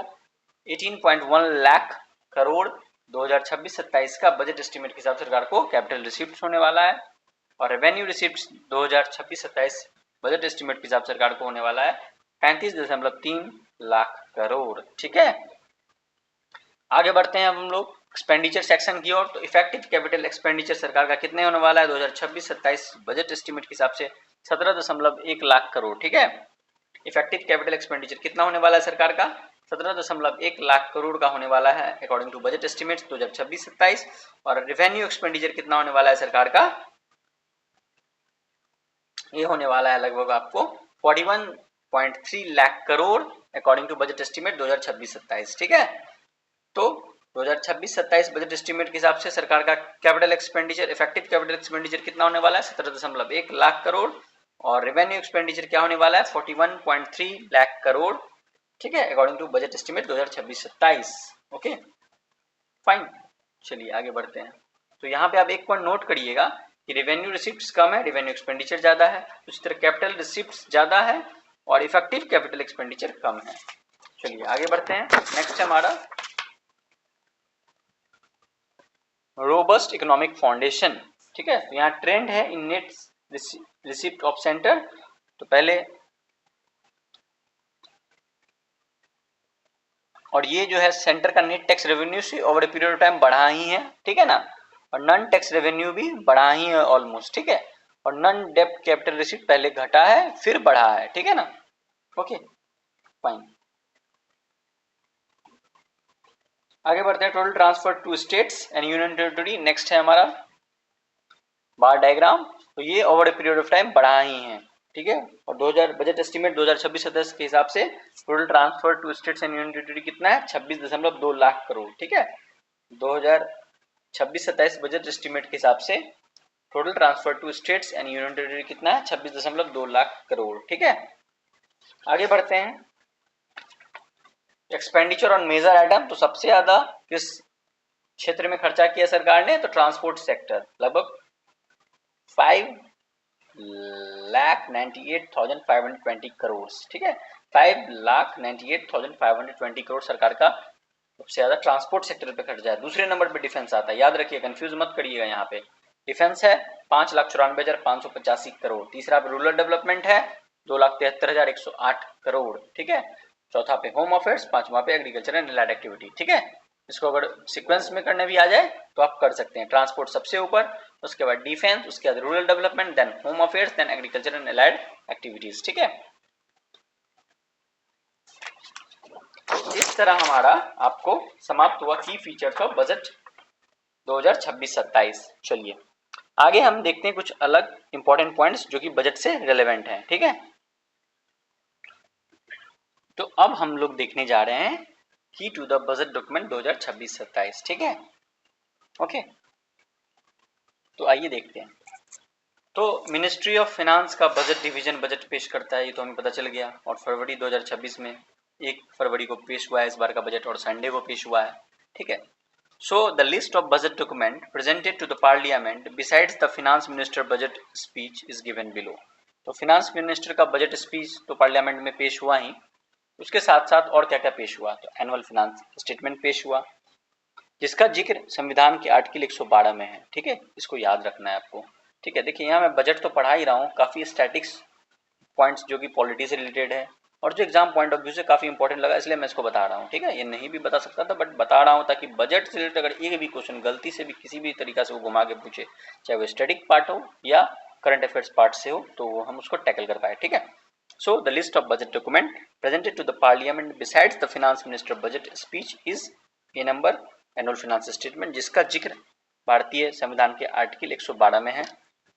उसके बाद डिमांड ऑफ ग्रांट, जो कि आर्टिकल 113 में होता है। अगर आपसे क्वेश्चन आ जाए demand of grant is mentioned in which article of Indian constitution, 110, 111, 12, 13, आप कंफ्यूज हो जाओगे, तो इसका आंसर होगा 113, ठीक है। डिमांड ऑफ ग्रांट आर्टिकल 113, इसको याद कर लो आप लोग, ठीक है, okay. Article 113, annual finance statement 112, finance bill 110 ए में रहता है जिक्र, ठीक है। इंडियन कॉन्स्टिट्यूशन का 110 ए में फाइनेंस बिल का जिक्र होता है और ये सब भी पुट किया जाता है पार्लियामेंट में, ठीक है। उसके बाद है fiscal policy statement mandated under fiscal responsibility and budget management act, FRBM act है 2003, इसके तहत फिस्कल पॉलिसी स्टेटमेंट को पुट करना मैंडेटरी है और उसमें मैक्रो इकोनॉमिक फ्रेमवर्क स्टेटमेंट भी जारी होता है और मीडियम टर्म फिस्कल पॉलिसी कम फिस्कल पॉलिसी स्ट्रेटेजी स्टेटमेंट भी आपको जारी होता है। उसके बाद एक्सपेंडिचर बजट पेश किया जाता है, रिसिप्ट बजट पेश किया जाता है, एक्सपेंडिचर प्रोफाइल पेश किया जाता है, बजट एट ए ग्लांस पेश किया जाता है, memorandum explaining the provisions of the finance bill, ठीक है। उसके बाद आउटपुट आउटकम मॉनिटरिंग फ्रेमवर्क भी पेश किया जाता है, की features of the budget documents यहाँ पे पेश किया जाएगा और इम्प्लीमेंटेशन ऑफ बजट अनाउंसमेंट, पिछले साल जो बजट का अनाउंसमेंट था उसमें क्या क्या इम्प्लीमेंटेशन है इसको भी पेश किया जाता है, ठीक है।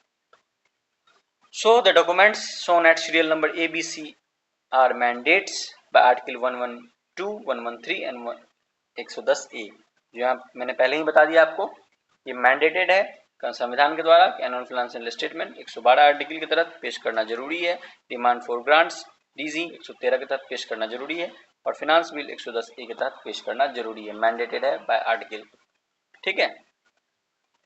नेक्स्ट यहाँ पे है, आइए एनुअल फाइनेंशियल स्टेटमेंट को देखते हैं क्या। तो यहाँ पे जो रेलेवेंट फ्रेंड होगा उसी को मैं रीड आउट करूंगा, ठीक है। तो annual financial statement are mandated under article 112 of the Indian constitution and shows the estimated receipts and expenditure of the government of India for 2026-27 along with the estimates for 2025-26 and actuals for the 2024-25। तो budget estimate 2026-27 का तो पेश होगा ही, revised estimate 2025-26 का भी पेश होगा और एक्चुअल डाटा 2024-25 का भी पेश होगा इसके साथ, ठीक है। चलिए आगे बढ़ते हैं।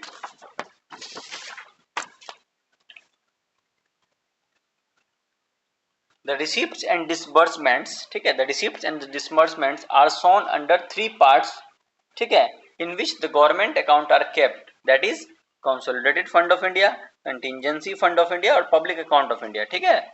So the receipts and disbursements are shown under 3 parts in which government account are kept, that is consolidated fund of India, contingency fund of India and public account of India, ठीक है। इसको आगे हम लोग डिटेल में देखेंगे, ठीक है। So So the annual financial statement distinguishes the expenditure on revenue account from the expenditure on other accounts as mandated by the Constitution of India. The revenue and the capital sections together make the union budget. ठीक है? So the revenue and the capital section together makes the union budgets. ठीक है? So the significance of the Consolidated Fund of India, Contingency Fund of India and the public account as well as distinguished features of the revenue and capital portions are briefly given below. तो पहला हम लोग देखते हैं Consolidated Fund of India. तो इसका जो Indian constitution में जिक्र है वो किस आर्टिकल में है? आर्टिकल 266 में. कॉन्सोलिडेटेड फंड ऑफ इंडिया का इंडियन कॉन्स्टिट्यूशन के किस आर्टिकल में जिक्र है? 266 में. ठीक है.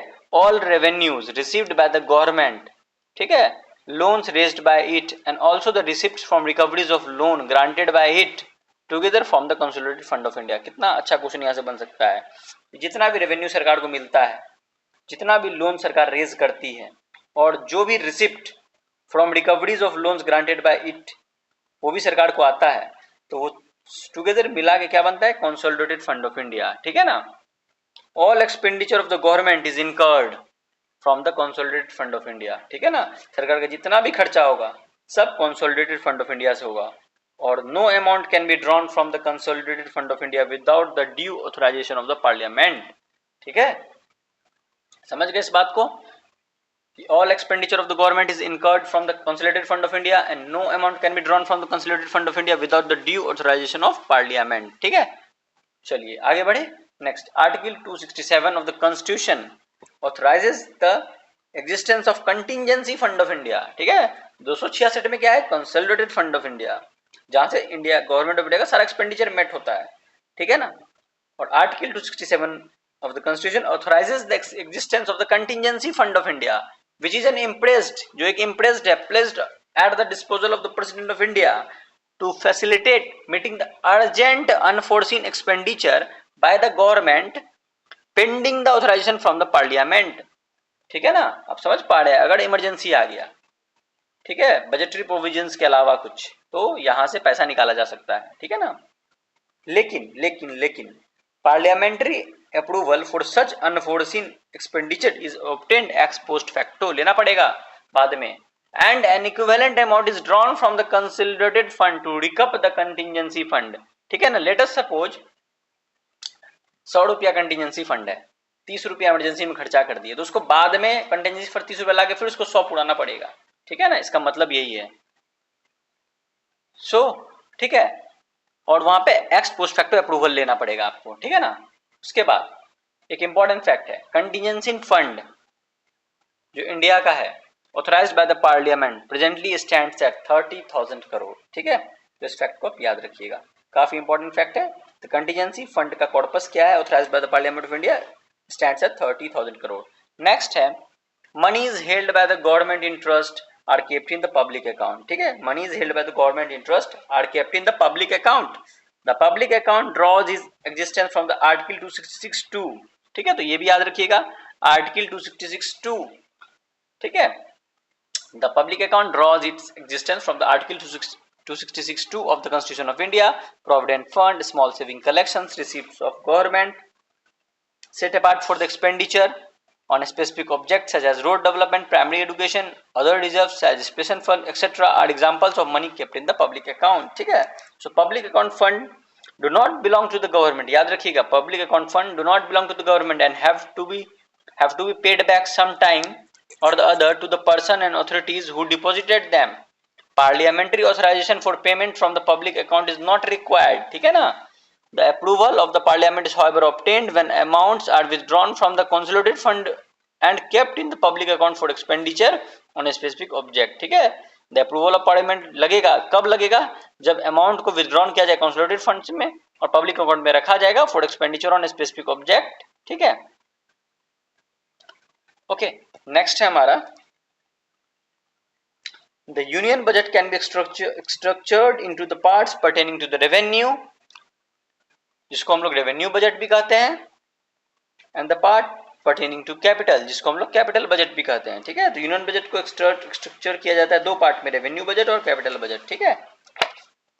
तो रेवेन्यू बजट क्या है? It consist of revenue receipt of the government. ठीक है ना. Tax revenue as well as non tax revenue and the revenue expenditure. ठीक है ना. तो रेवेन्यू बजट में क्या होगा, रेवेन्यू रिसीप्ट होगा जो कि टैक्स रेवेन्यू और नॉन टैक्स रेवेन्यू होता है, और रेवेन्यू एक्सपेंडिचर होगा, ठीक है ना। Tax revenue comprises the proceeds of taxes, ठीक है, comprises the proceeds of taxes and other duties levied by the union, ठीक है ना। Non tax receipts of the government mainly consist of interest and dividends on investment made by the government, fees and other receipts for services rendered by the government, ठीक है। तो revenue expenditure is for the normal running of the government department, ठीक है ना, and for rendering various services, making interest payment on debt, meeting subsidies, granting aid. Broadly, the expenditure which does not result in the creation of asset, जिस expenditure से कोई भी creation of asset नहीं होता उसी को रेवेन्यू एक्सपेंडिचर कहा जाता है, ब्रॉडली स्पीकिंग, ठीक है ना। All grants given to central government और यूनियन टेरिटरी, ठीक है ना, सेंट्रल गवर्नमेंट जब स्टेट गवर्नमेंट को भी ग्रांट देती है उस सबको रेवेन्यू एक्सपेंडिचर में ही काउंट किया जाता है, ठीक है ना। ओके, इवन दो सम ग्रांट्स में be used for the creation of capital assets, ठीक है, इवन दो कि वो ग्रांट अगर कैपिटल एसेट के क्रिएशन के लिए दिया जाएगा तब भी उसको रेवेन्यू एक्सपेंडिचर में ही काउंट किया जाएगा, लेकिन हाँ इफेक्टिव रेवेन्यू एक्सपेंडिचर निकालने के लिए उसको माइनस कर दिया जाएगा, इफेक्टिव रेवेन्यू डेफिसिट निकालने के लिए उस एक्सपेंडिचर को माइनस कर दिया जाएगा रेवेन्यू डेफिसिट से जो ग्रांट दिया गया क्रिएशन ऑफ कैपिटल एसेट्स के लिए, ठीक है ना। आगे बढ़ते हैं, कैपिटल बजट। तो capital budget consist of capital receipts as well as payments. The capital receipts क्या होता है, loan raised by the government जिसको मार्केट लोन्स भी कहते हैं, borrowing by the government through the treasury bills as well as loan received by the foreign governments, received from foreign governments and bodies. अगर सरकार को एडीबी से loan लेती है तो उसको भी इसी में काउंट किया जाएगा।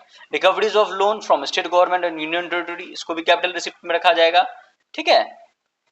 Capital payment consists of capital expenditure on acquisition of assets like lands, building machinery, equipment as well as investment in shares। अगर सरकार किसी शेयर्स में इन्वेस्टमेंट करती है उसको कैपिटल एक्सपेंडिचर कहा जाता है, ठीक है ना। And loans and advances granted by central government to the state government, अगर सरकार केंद्र सरकार किसी राज्य को लोन देती है 50,000 करोड़ का तो उसको भी माना जाएगा कैपिटल एक्सपेंडिचर, ठीक है ना। और किसी गवर्नमेंट कंपनीज को लोन देती है, कॉर्पोरेशन को लोन देती है तो उसको भी गवर्नमेंट कैपिटल एक्सपेंडिचर में काउंट किया जाएगा, कैपेक्स में काउंट किया जाएगा, ठीक है ना। काफी इंपॉर्टेंट फिगर्स है, जब आपको लगे कि कुछ चीजें नहीं समझ में आ रही तो आप उसको रुक के 2 बार पढ़ेंगे तो आपको डेफिनेटली समझ में आएगी, ठीक है। चलिए नेक्स्ट है हमारा पॉइंट अकाउंटिंग क्लासिफिकेशन, ठीक है। The estimates of receipts and disbursement in the annual financial statement and of expenditure in the demand of grant are shown according to the accounting classification referred to under article 150 of the Indian constitution. Accounting का classification का वर्णन Indian constitution किस article में है, 150 में है, ठीक है ना। नेक्स्ट इंपॉर्टेंट पॉइंट है, the constitution of India mandates that the items of expenditure such as emoluments of president and other items related to his office, salaries and allowance of chairman, deputy chairman of Rajya Sabha and the speaker and deputy speaker of Lok Sabha, salary allowances and pension of the judge of the Supreme Court and the Comptroller and Auditor General of India, CAG and CVC, Central Vigilance Commission, interest on and repayment of loan raised by the government and payments made to satisfy decrees of court are charged upon consolidated fund of India and are not required to be voted by the Parliament। इस point को आपको याद रखना है जो fact मैंने अभी बोला, ठीक है ना। आगे बढ़ते हैं, डिमांड ऑफ ग्रांट, आर्टिकल 113 में इसका जिक्र है। तो article 113 of the 113 of the constitution mandate that the estimates of expenditure from the consolidated fund of India included in the annual financial statement and required to be voted by the Lok Sabha are submitted in the form of demand of grant, ठीक है। Annual financial statement में जिक्र कर दिया कि हमको इतना पैसा चाहिए, बट अब उसको डिमांड ऑफ ग्रांट के फॉर्म में आपको देना पड़ेगा वहां पे, ठीक है ना।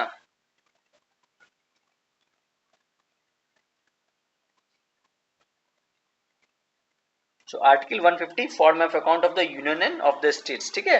आर्टिकल 150 में जिक्र है कितना, किसका, form of account of the union end of the state, ठीक है। आर्टिकल 150 में किसका जिक्र, form of account of the union end of the states, ठीक है। चलिए आगे बढ़ते हैं, नेक्स्ट पॉइंट हमारा है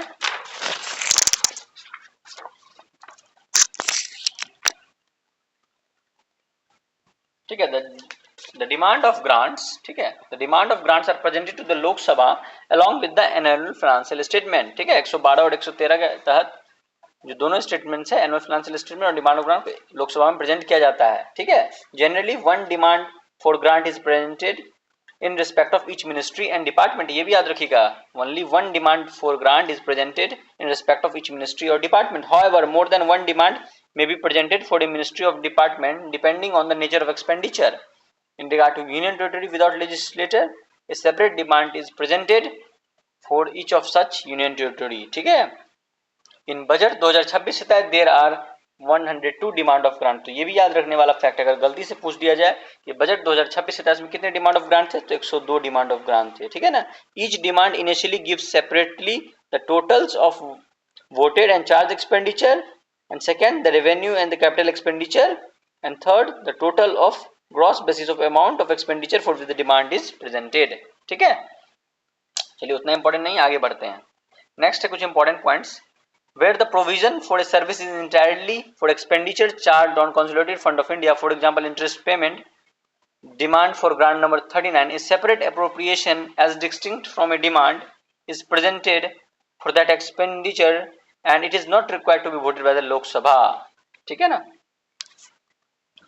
सो इंटरेस्ट पेमेंट के लिए अगर कोई डिमांड ऑफ ग्रांट है तो उसको लोकसभा में वोटेड का जरूरत नहीं है. ठीक है. नेक्स्ट है हमारा फिनांस बिल. ठीक है. So at the time of presentation of the annual financial statement before the parliament, a finance bill is also presented in fulfillment of the requirement of the article 110 1A of the constitution detailing the imposition, abolition, remission, alteration or regulation of taxes proposed in the budget. ठीक है. It also contains other provisions relating to budget that could be classified as money bill. A finance bill is a money bill defined under Article 110 of the Indian Constitution. A finance bill क्या होता है? Money bill होता है under 110 of the Indian Constitution. ठीक है. Next है fiscal policy statement mandated under FRBM Act 2003. ठीक है. तो उसके लिए मैक्रो इकोनॉमिक फ्रेमवर्क स्टेटमेंट जारी किया जाता है. According to the Section 3 of the FRBM Act 2003, तो macro economic framework statement mandatory है पार्लियामेंट में सबमिट करना. ठीक है ना. And it contains the assessment of growth prospect of the economy along with the statements of underlying assumptions. It also contains an assessment regarding the GDP growth rate, the domestic economic and the stability of external sector of the economy, fiscal balance of the central government and external sector balance of the economy. ठीक है. Next है FRBM act के तहत आपको medium term fiscal policy कम fiscal policy strategy statement भी जारी करना पड़ता है. ठीक है ना. और it sets out 3-year rolling target for the specific fiscal indicators in relation to GDP at market prices, namely fiscal deficit, revenue deficit, primary deficit, tax revenue, non-tax revenue, central government debt. ठीक है. तो it sets out the 3-year rolling target for specific fiscal indicators in relation to GDP at market prices, namely fiscal deficit, revenue deficit, primary deficit, tax revenue, non-tax revenue and central government debt. ठीक है. आगे बढ़ते हैं. Next हमारा important point है यहाँ पे expenditure budget.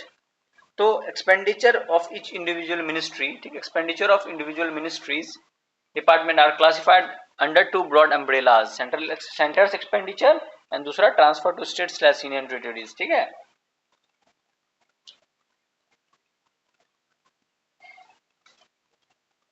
So under the umbrella of centre's expenditure there are 3 sub classification: establishment expenditure of center sector scheme and other expenditure that includes central public sector enterprises and autonomous bodies. ठीक है. Under the umbrella of transfer to state slash union territory has 3 sub classification: central sponsored scheme, finance commission grants and other grants and loans and transfers. ठीक है. इसके बाद आता है receipt budget. ठीक है. तो it provides details of tax and non-tax revenue receipts and capital receipts. ठीक है. तो revenue receipts और capital receipts का इसमें जिक्र रहता है. ठीक है.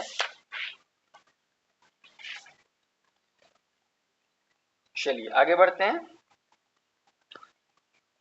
एक्सपेंडिचर प्रोफाइल में थोड़ा सा एक इंपॉर्टेंट पॉइंट है यहाँ पे. ए statement showing gender budgeting schemes for welfare of scheduled caste and scheduled tribes, schemes for the welfare of children are also included in this budget document. ठीक है. एक बात और याद रखिएगा, scheme expenditure form a sizeable portion of the total expenditure of the central government. ठीक है. आगे बढ़ते हैं.